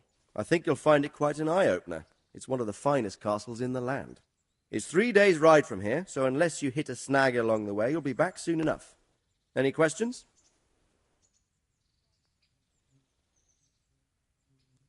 I'm getting a bit lost in the Luxembourg lineage. It all seems a bit too tangled. The Luxembourgs have ruled the Empire and Bohemia for almost 100 years now. Emperor Charles brought this land to prominence. When he was in power, things had never been so good. Wenceslas and Sigismund are his sons, but by different mothers. Jobst and Prokop are their cousins. They were entrusted with governing Moravia. But instead, they've been in a bitter armed feud for years, and now Sigismund's fallen out with Wenceslas. Wenceslas also had another brother, the youngest, John of Görlitz, who was most probably poisoned. They seem like a hot-blooded lot. It's hard to keep up with their affairs, since they tend to change their alliances from one day to the next. Who is he really, this Jobst? The cousin of King Wenceslas. He's the Margrave of Moravia. Until recently, he was allied with the League of Lords. For a time, he even served Rupert of the Palatinate against the king. And now suddenly, he's reversed his position. I don't know what led him to do it, and one can't help being suspicious. But he really is the leader of the resistance against Sigismund these days. I'm a bit concerned so many people seem to think so little of King Wenceslas. Well, there's no straightforward answer to that question. But he can be very fiery and impetuous when things don't go how he'd like them. You can't just abscond. You've seen for yourself what happens when he disappears for a few months. Who is this Prokop that Job spoke of? Job's brother, the king's cousin. Then they were allies for a while. Betrayed politics. Make of it what you will. The League of Lords and that Berghoff we're off to see. Who are they exactly? The lords of the powerful houses. Heinrich of Rosenberg, Otto of Berghoff, Heinrich of Radetz, and others. They're unhappy with the way their influence declined after Wenceslas surrounded himself with the lesser orders of nobility. They abducted the king years ago and made him bow to their will. They got away with it that time, and now they've... But now it seems that Sigismund's behavior is starting to rub them up the wrong way, so they may well be thinking twice. We'll see what Berghoff has to say. I don't know all that much about Sigismund. He's the king's younger brother and king of... Some say it was due to the recklessness of the French knights, most of whom were mercilessly slaughtered. Sigismund is ambitious and capable. He might well make a better ruler than Wenceslas, but he's arrogant, and to our misfortune, brutal. Not long ago, he himself was held captive by the Hungarian nobility. They dislike him as much as some of the Czech and German noblemen do his brother Wenceslas. And now this is how Sigismund repays his brother. There's no doubt about it, God does move in mysterious ways. Rupert of the Palatinate. Rupert is the Prince-Elector of the Palatinate. What's a Prince-Elector?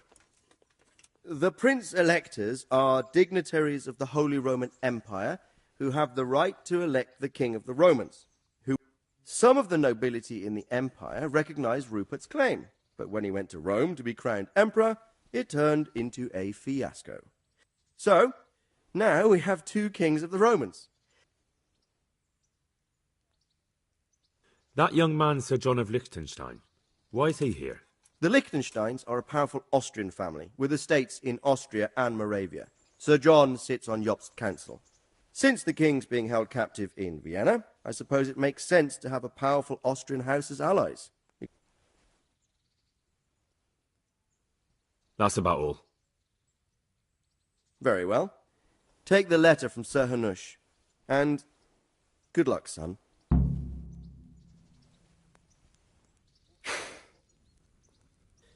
So what do you think of it all, Sir Divish? I think I don't know what to think. That makes two of us. If I didn't know anything about Jobst... I'm at your service, Sir Knight. Truthful. But see you later. Heard too much about him already. Likewise. But I do feel he's the one with the best chance to put things right.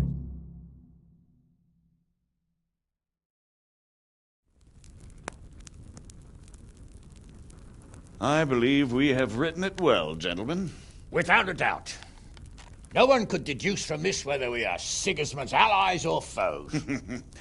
I must travel back to Brno now, but soon I will go to Brandenburg and I will stop here on the way back. By then, Sir Capon should be back and we can discuss how to proceed. Right. Before you leave, my lord, there is one thing that gives me no rest. Why did Sigismund come as a foe? It makes no sense. If I may, sir, I think I can explain. Oh, please enlighten us, young sir. I live not far from Hungary, where Sigismund reigns. It is a savage country, and the constant war with the Turks has hardened the people. They need a monarch with an iron hand. So when Sigismund felt the wind of revolt, he reacted as he would at home. Only what works on the Hungarian nobles does not work here in Bohemia.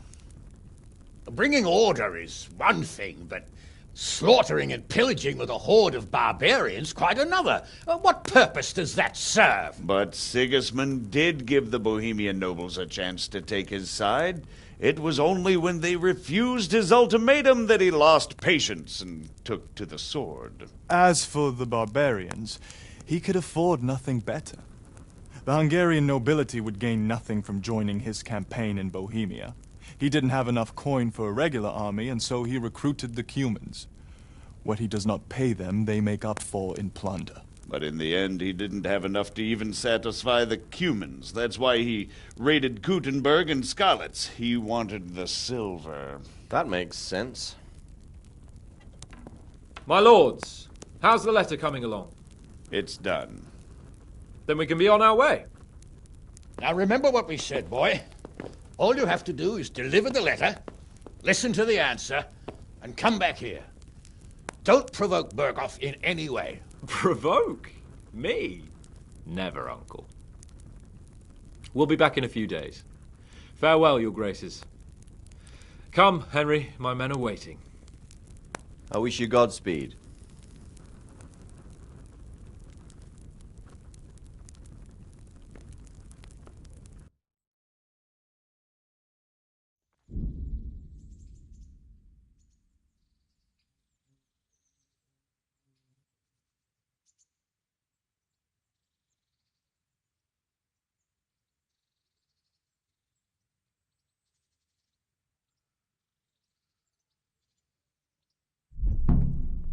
Come now, Hal. My men are mustered in the courtyard. We can get going.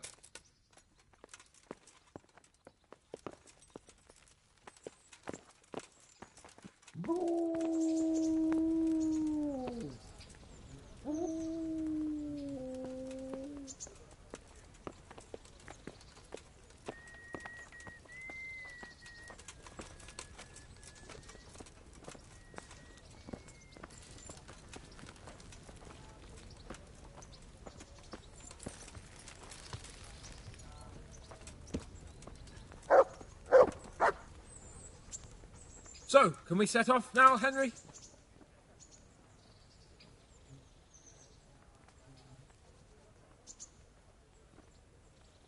There was one more thing I wanted to attend to. I see. We'll go on ahead and wait for you in the camp at Neuhof. I'll use the time for a hunt before we go. Very well. We'll meet up there as soon as I'm done.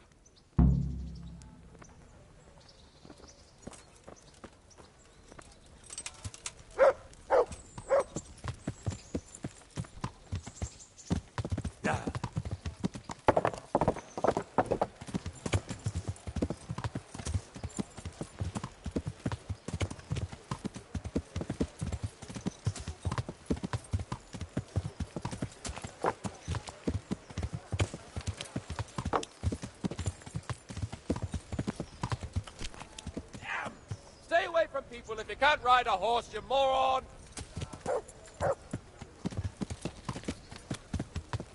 Yeah.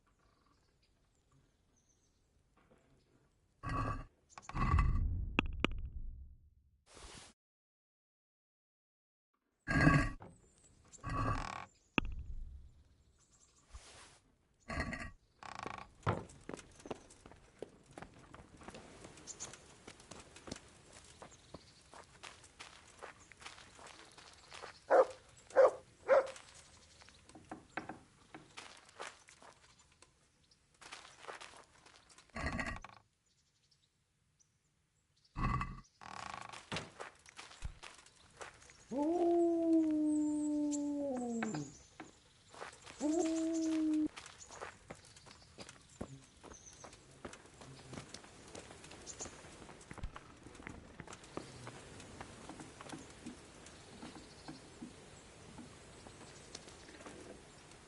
got something for you. I got them from Uncle Peshek. Just don't go poking them where you shouldn't. They're lockpicks. They're not really intended for poking in your own locks.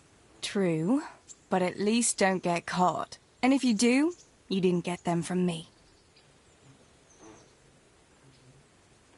Wouldn't you like to take a stroll somewhere? I'd love to.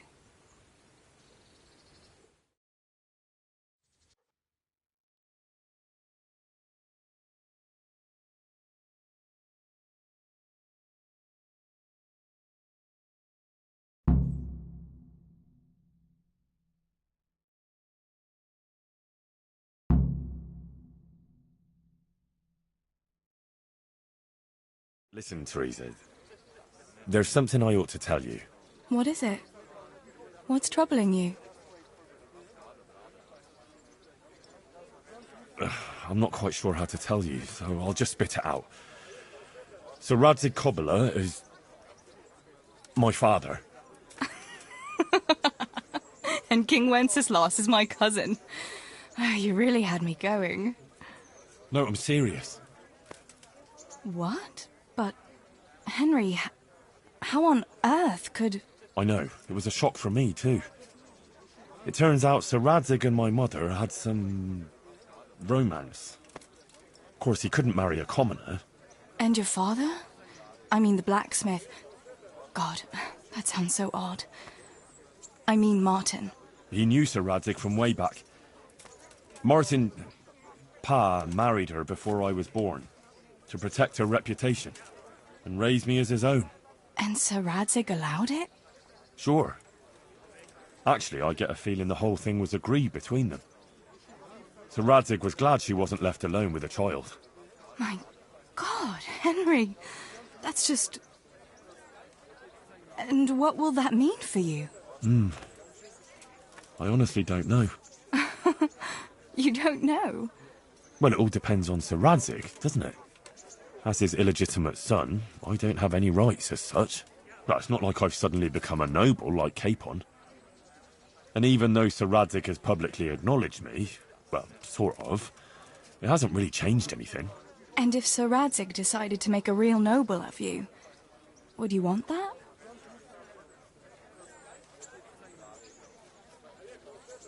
I wouldn't. And it's never going to happen anyway. Why not? A bastard remains a bastard. Even if Sir Radzig never had another heir, all his property would go to the king by rights. You might be right, but can't you imagine it? Would you still care for me, a common millmaid, if you were a nobleman? Of course. I'll always be fond of you. Nothing will change that. I'll remember that. I hope you won't regret those words. No fear of that.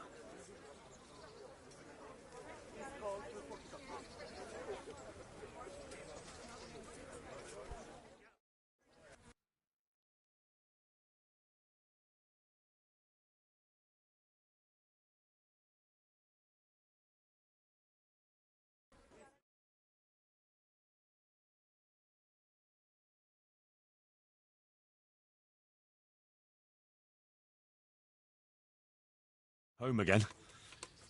See you again sometime. Yes. Come by again.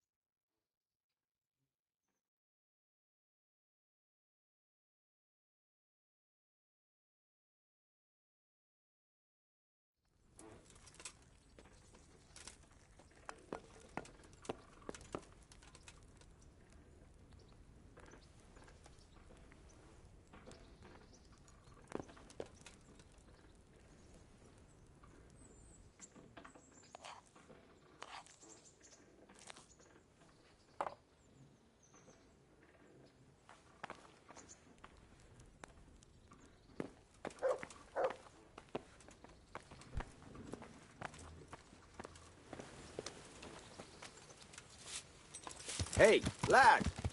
Don't you want a little wager on the Rattay tourney? Yeah.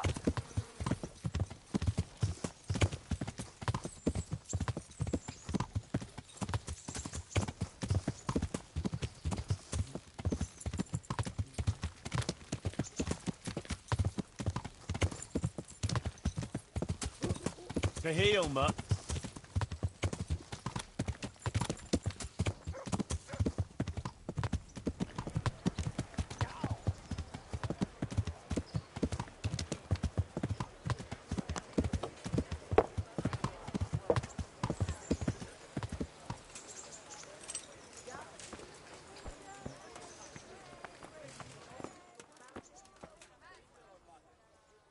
God be with you. May the Lord watch over you.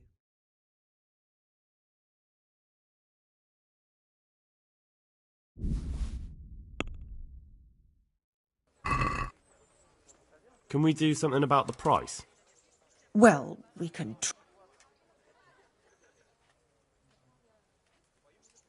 Here. And something for your trouble. Well now, thank you very much.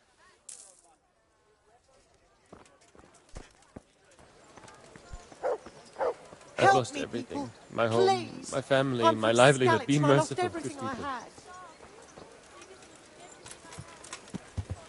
Yeah.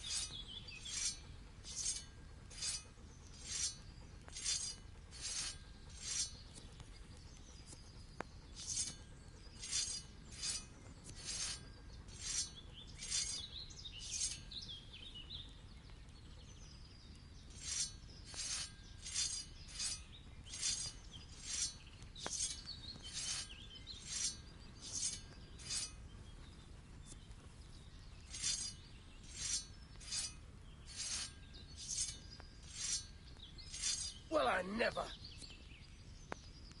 Mother of God.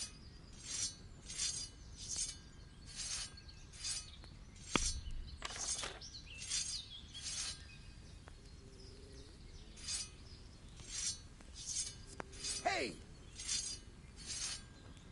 Mother of God.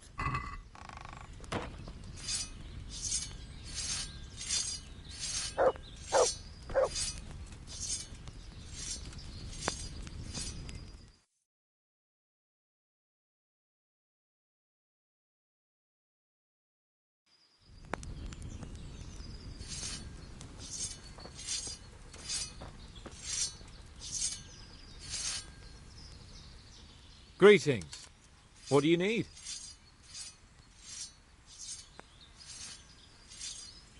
Well, young sir, what now? Shall we ride boldly forth to adventures new?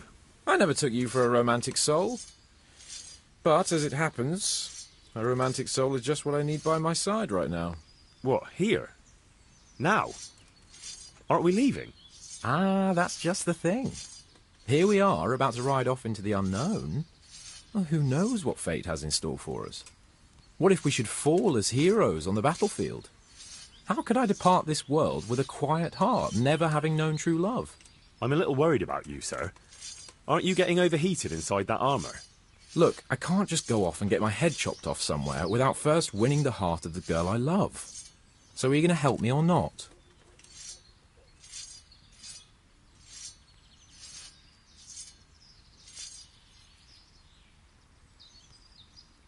Well, affairs of the heart are what I do best. I'll be glad to help you. So what do you want me to do? You, Hal, shall be my messenger of love. You shall bear her a letter and a gift from a secret admirer. Why me? It's not like you to be bashful, Sir Hans. You can just go and tell her, Certainly not. Carolina is different to the others. She was educated in a convent and needs to be handled with kid gloves. Romanced. I must court her secretly. It's the latest fashion in France. And who is this Carolina? The fairest maid that ever walked the earth. Carolina. The butcher's daughter. You must have noticed a divine creature in the marketplace. Unless you're more interested in barnyard animals. Carolina. I do know her. She's a pretty girl, all right, but, well, a little below your station. Love knows no station but the heart. And you keep your peasant eyes off her. Your task is simple. All you have to do is get hold of a necklace fine enough to grace her lovely neck. I did have one that I inherited from my great-grandmother. Unfortunately, not anymore.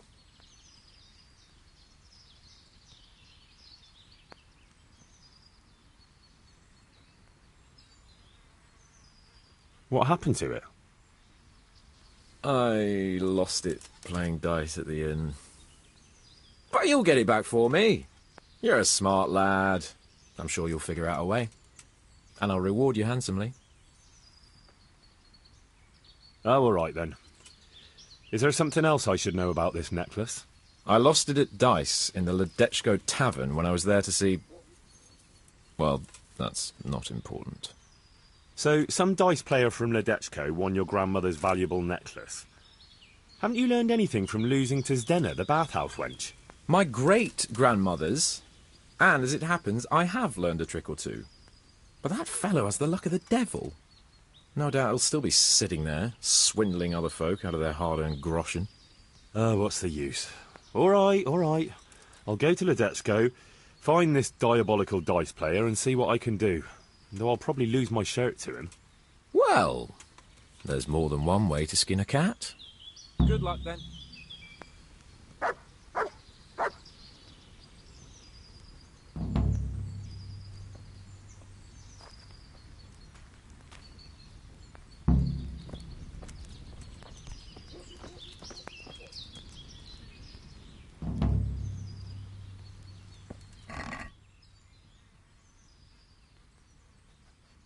What? Mother of God. Who were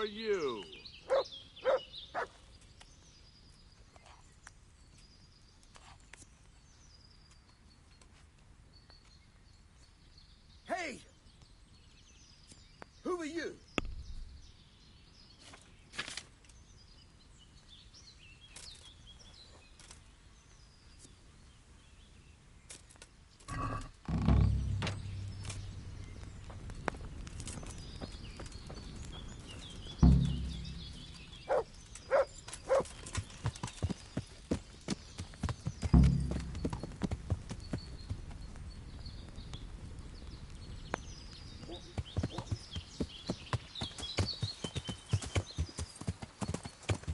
Yeah.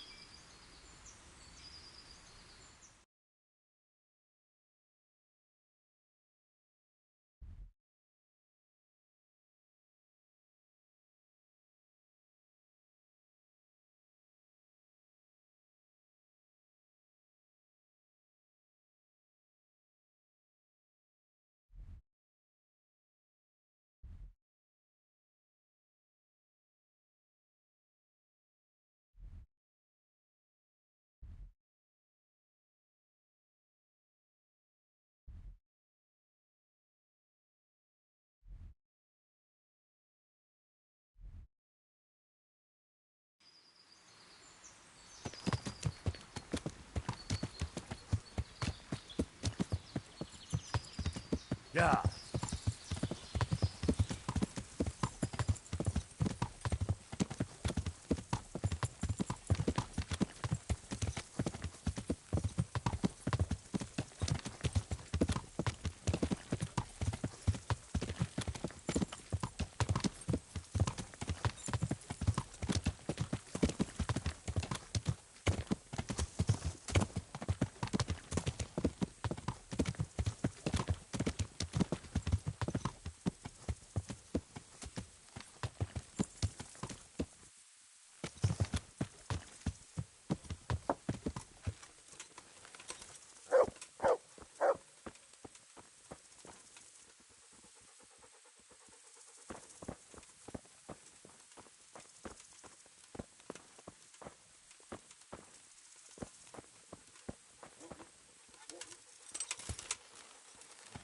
What's going on there? Well, I never.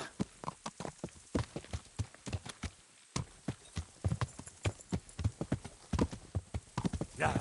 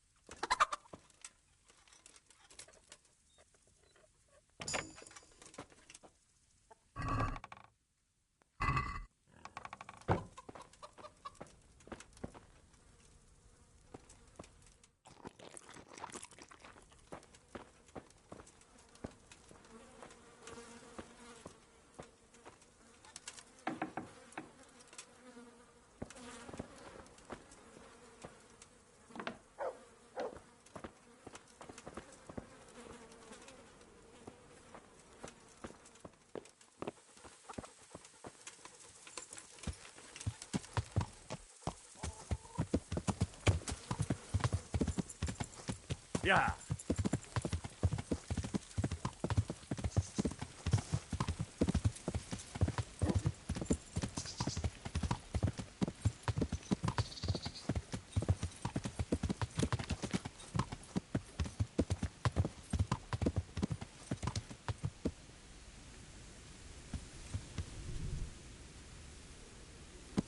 Yeah.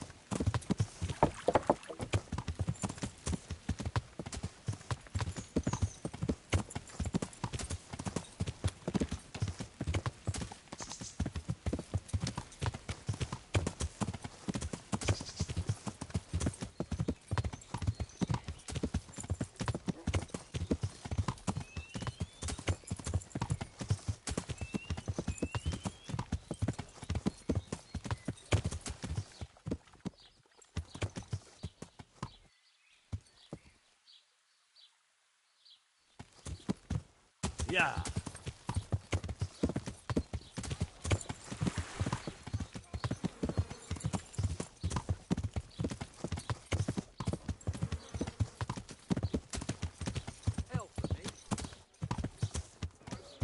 Problems with stomach ulcer? Buy my potions made from magical herbs plucked from the face of Mount Olympus. God save you. What can I do for you? Are you the one who played dice with Lord Capon? Played and won, lad. A fine noble he may be, but he can no more throw dice than I can read Latin. I can't disagree with you there.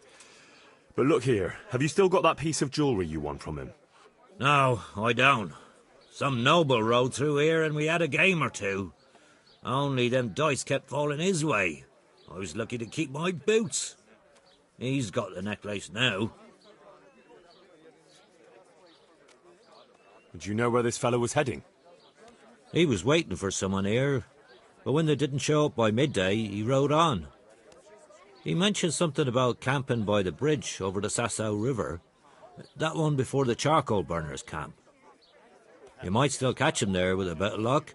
There aren't many fords along the river on the way to Sasau.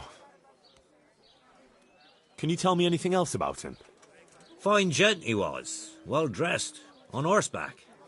Had quite a lot to say. Seems he saw a bit of the world. And he had some interesting looking dice. You said they fell well for him?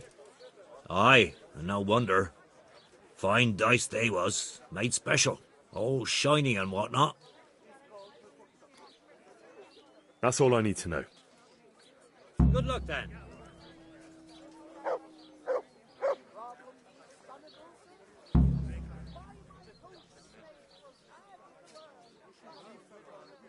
Want to try your luck? Dice?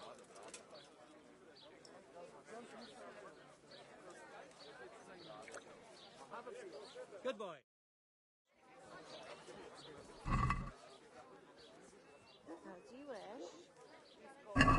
You're a brave soul taking me on. I'm not used to losing.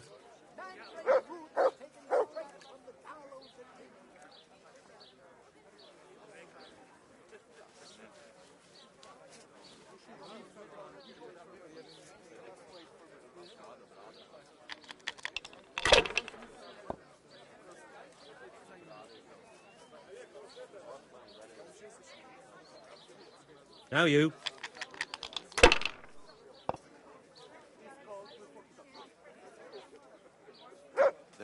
greater pleasure than a tub of hot water. Your delicate hands on my back. If it's delicate hands you're after, pay for a horse.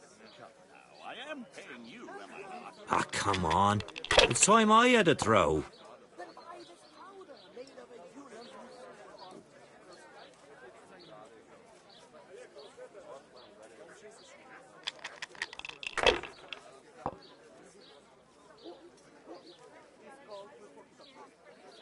What would life be without the brothel? Sir, this is a bathhouse, not a brothel. Nevertheless, a whore is... We'll see.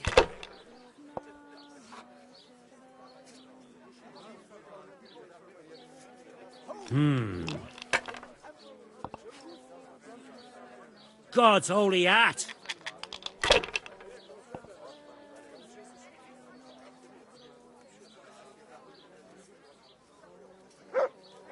How in the name of all that's holy? No luck at dice? Rabbit paws of all colors, shapes, and sizes.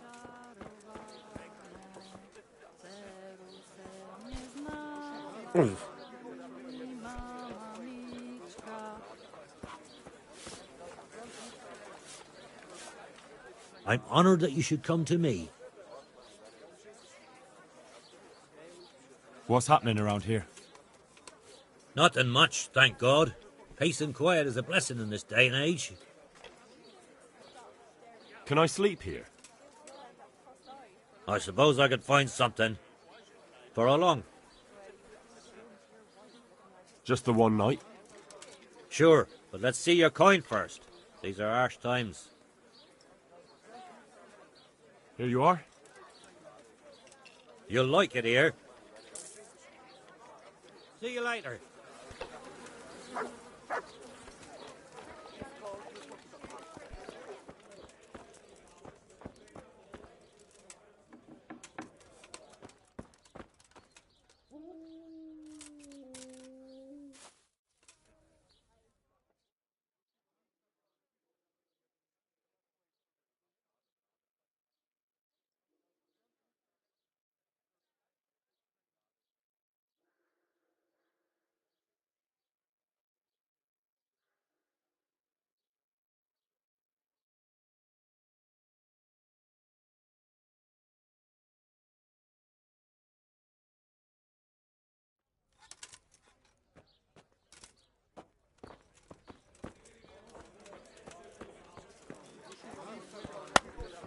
What then?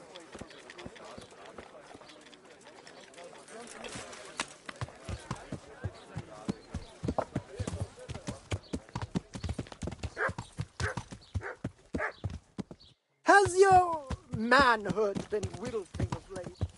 Then buy this powder made of a unicorn's horn.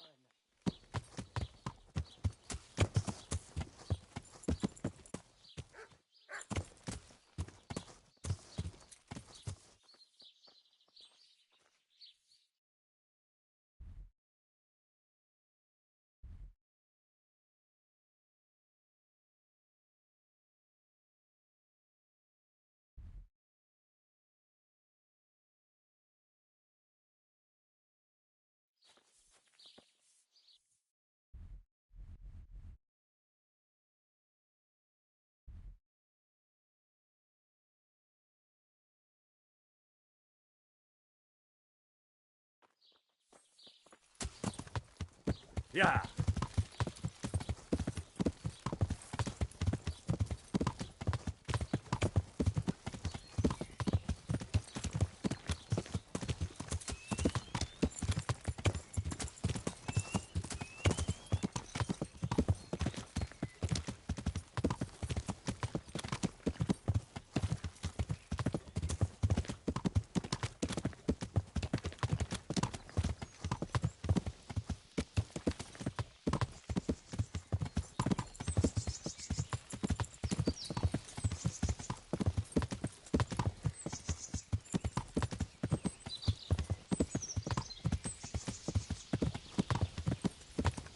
I know you. I remember that ugly mug. What a piece of luck. Now I can knock you...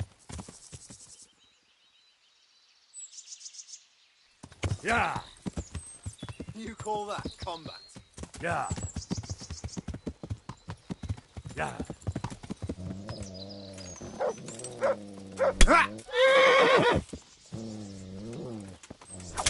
Yeah.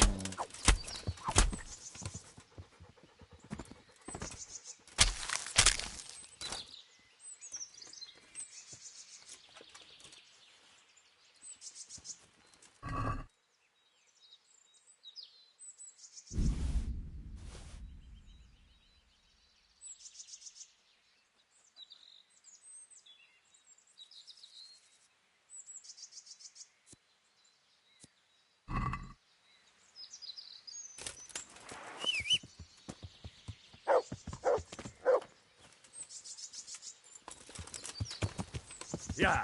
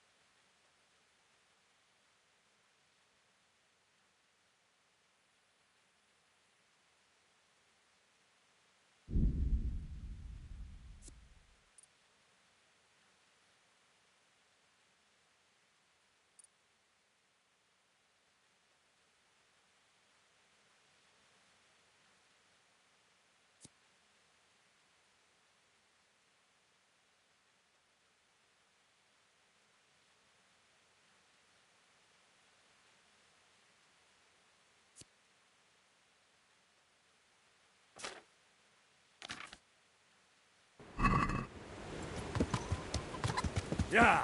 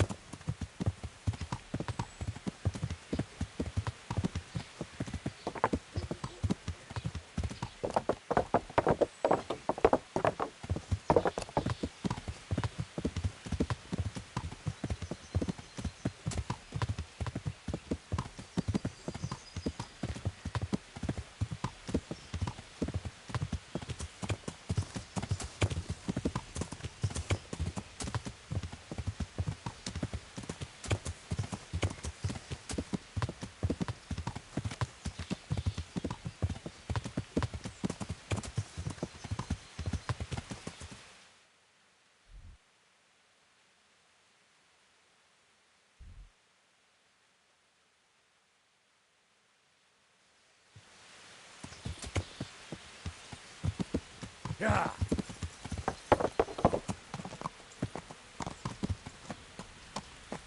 Yeah.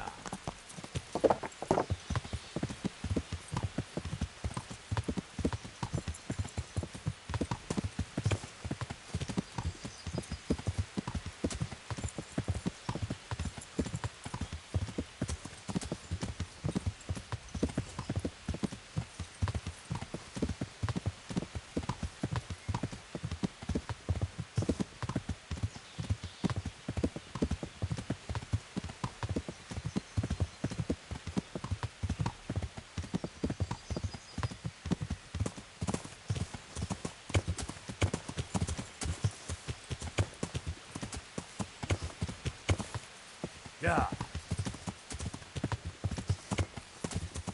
Yeah.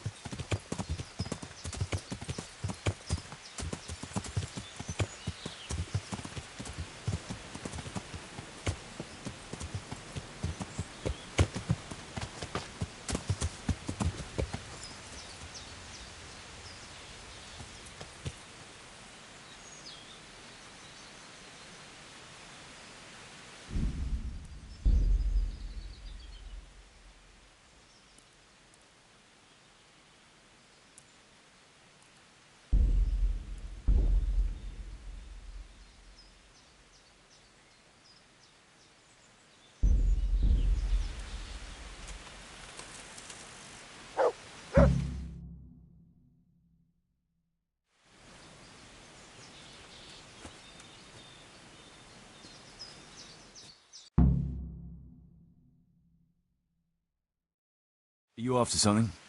I'm afraid my friend here won't tell you much. Your friend? Oh, I'm very sorry. And, well, I don't want to be insensitive, but I was hoping to get something from him. My master's necklace, which he won at dice. Your master? Who would that be? Well, Sir Radzig Cobbler of Skalitz is my liege lord. I'm Henry, but just now I'm helping Sir Hans Capon with a private matter. Those are weighty names in these parts. I'm Sir Anselm of Domkey, in the service of... well, that's not important. I'd like to give you... that is... I'd like to ask you for your help. I'm listening. Tell me what you know. I will. And I'm sure it will help you find that necklace. The thing is, this is all my fault. I got held up on the way to meet Alphonse.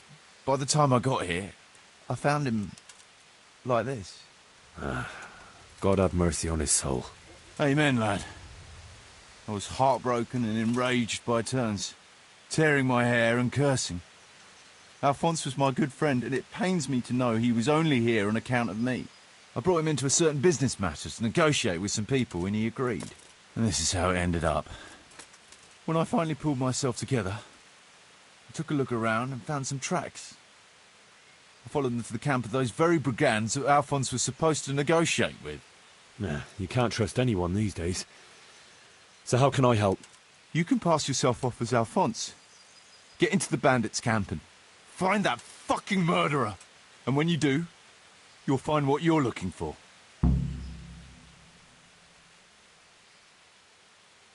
That doesn't make any sense. If one of them killed Alphonse, he'll know I'm not him. No.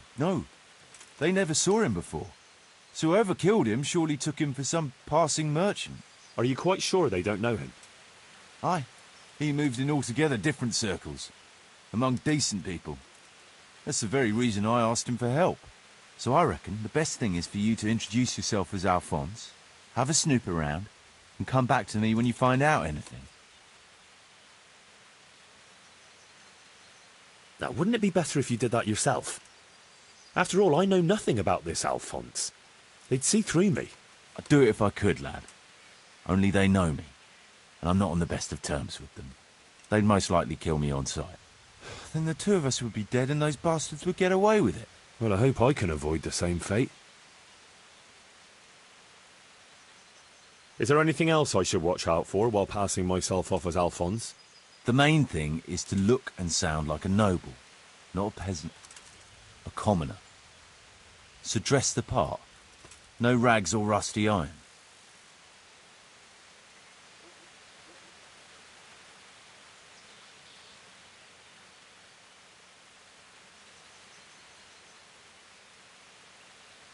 And how am I supposed to recognise the killer? Ask around. I don't reckon anyone will admit to stabbing him in his sleep, but you might pick up some clue. You could have a look around for that necklace. Now that I think of it, they stole other valuables from him too. Silver is silver, though. I won't recognise anything. Didn't he have something unique? A signet ring or a chain or... No, not that I can... Oh yes, he did. Dice. He had a set of dice made specially in Prague. It was his pride and joy. They were red and gold, bright and shiny. Not the kind of thing you'd overlook. What can you tell me about Alphonse, so they don't catch me out if they start asking questions? Indeed. A few details should suffice. He was from Slani, but lived in Prague the last few years. He advised people, very well too. He helped them to deal with problems, of all kinds. He sounds like a man of the world, but I've never even been to Prague. I'm not sure I can fool them. You can always change the subject. He was an ardent dice player, God forgive him. And he spent some time in Moravia on the service of Prokop of Luxembourg. But that was ages ago.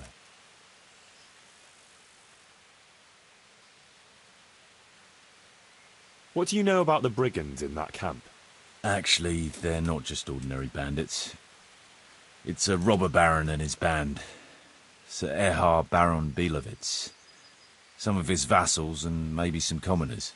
They came here in the hope they'd have a better chance of keeping their heads. Why don't you ask some of the local lords for help?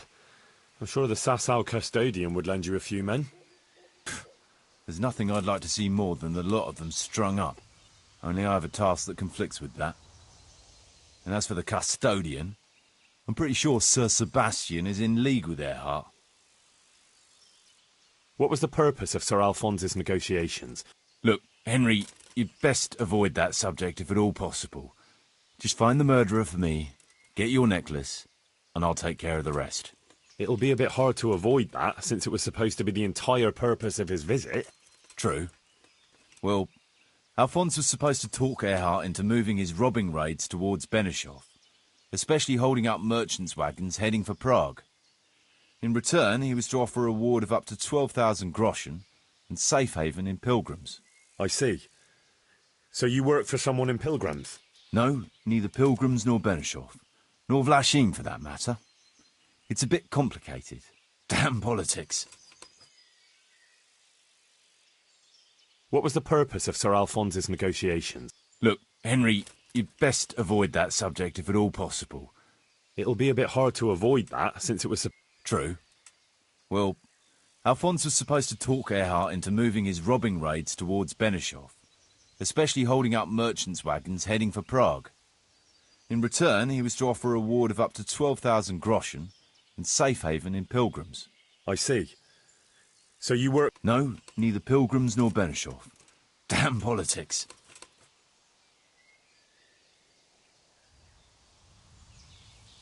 My word, the whole thing sounds like quite a twisted affair. So are you going to help me?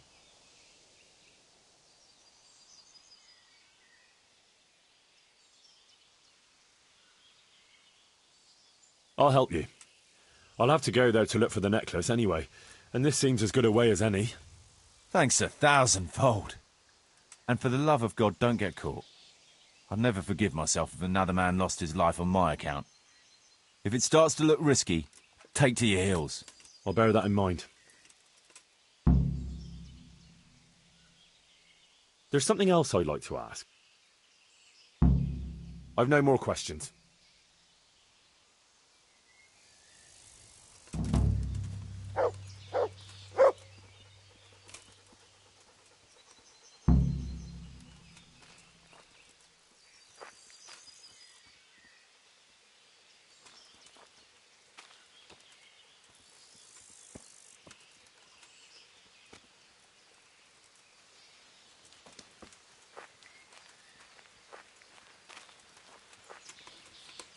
Are you quite well?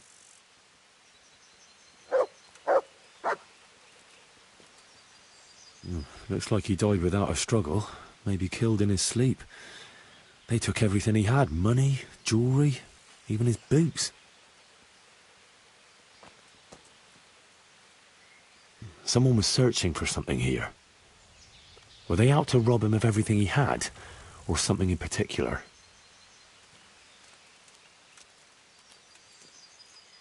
Could it be someone was trying to get rid of something here?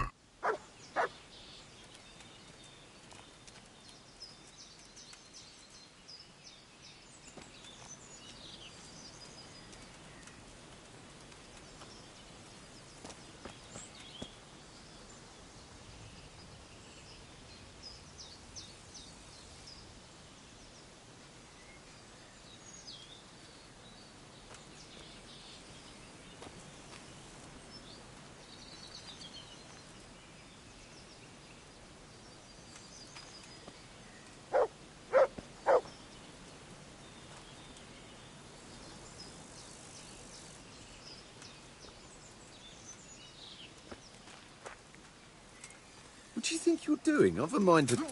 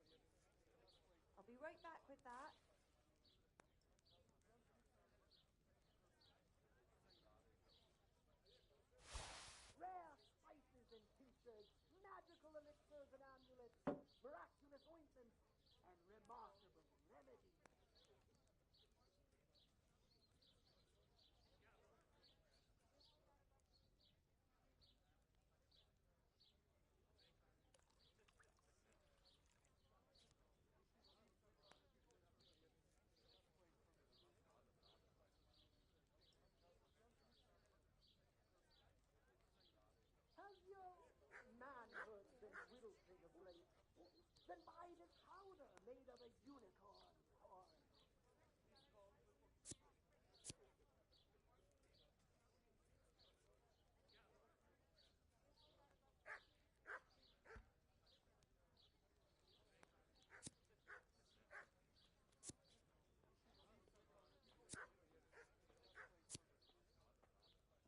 Host, faith in the temple of Jerusalem. Host,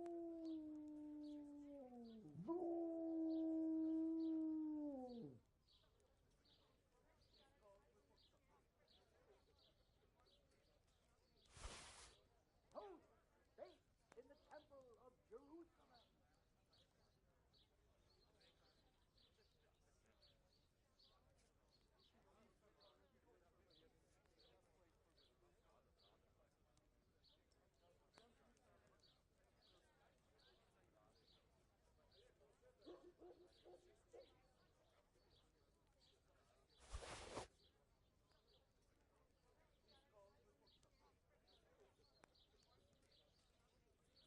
Has your manhood been wilting of late? Then buy this powder made of a unicorn horn.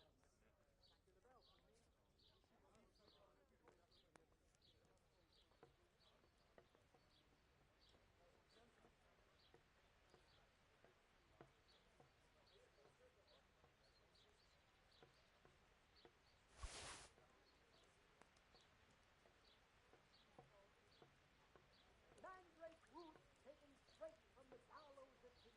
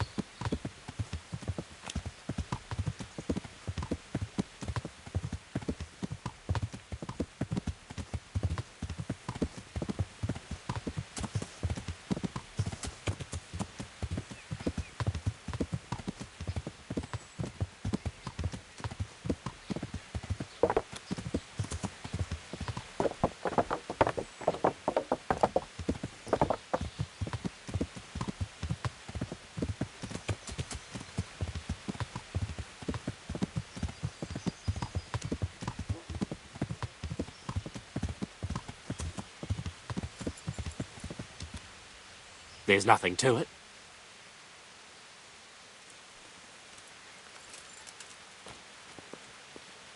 You're not averse to a bit of profit, are you? What is it? You look like a well-travelled man. And as it happens, I'm looking for someone just like you. All right. Let me put it this way. I know how to come by, and I'm willing to share this information with you. Sounds a little fishy to me. Anyway, this fellow's sister... No, wait. All right. I don't need to hear your family's entire... I don't get it. To tell you the truth, I can't make head or tail of it. So for all you know, it's worthless? No. That's a rather wild... Excellent.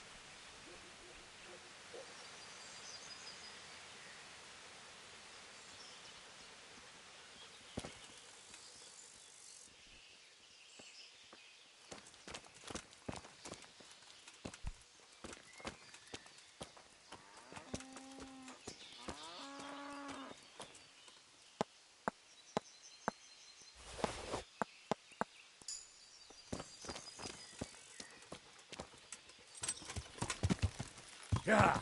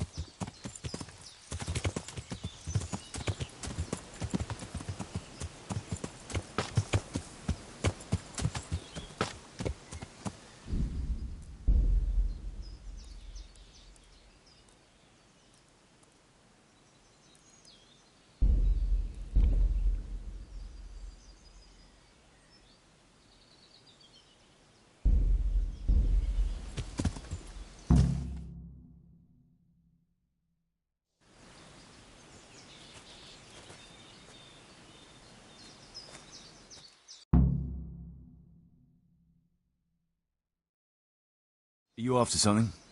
I'm afraid my friend here won't tell you much. Your friend? Your master? Who?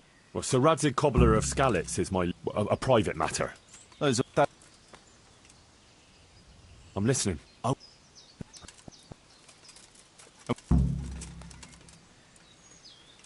No. Are you...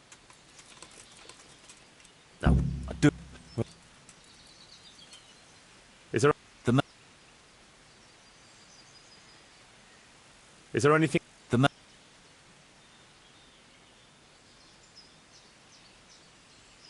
How... What... In...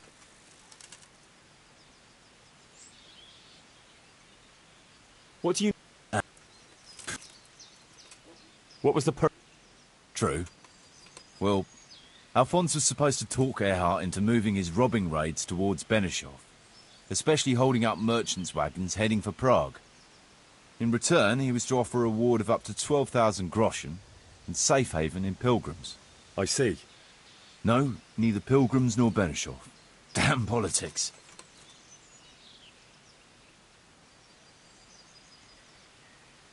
My word. So are you going to help me?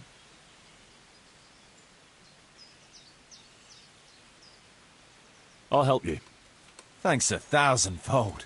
I'll bear that in mind.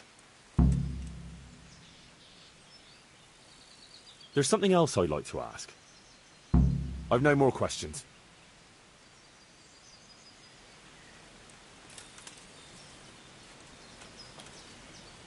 Looks like he died without a struggle. Maybe killed in his sleep. They took everything he had. Money, jewellery, even his boots. Someone was searching for something here. Were they out to rob him of everything he had? Or something in particular?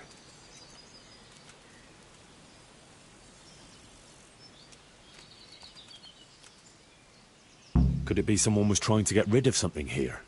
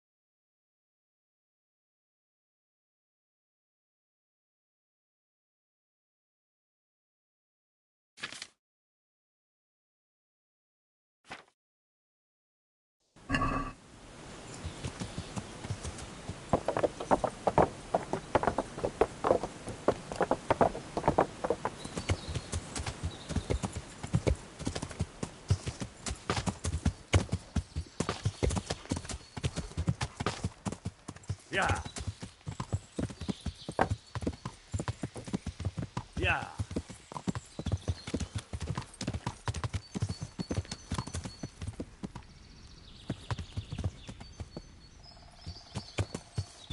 Yeah.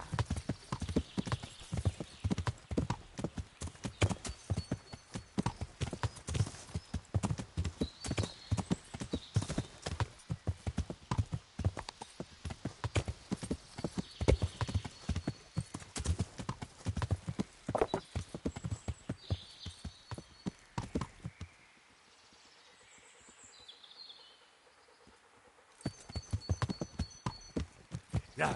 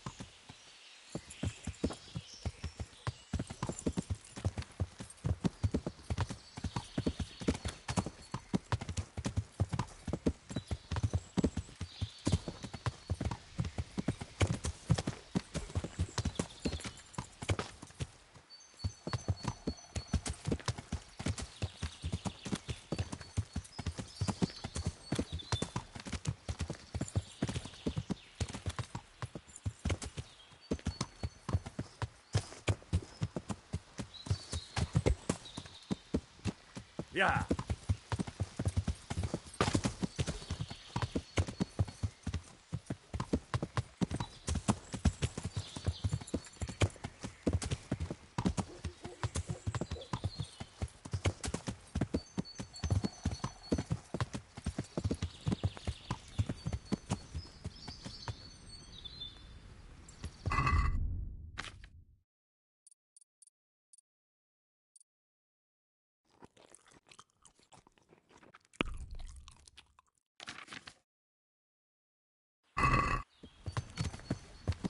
Yeah.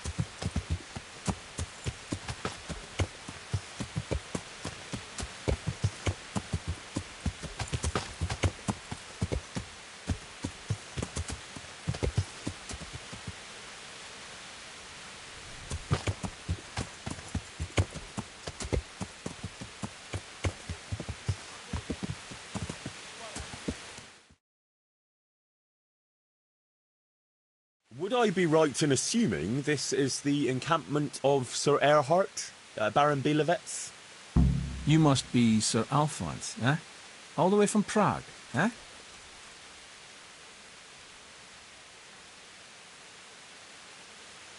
Not at all, Goodman. From Slaney. Ah, well, that's quite a haul. How was your journey?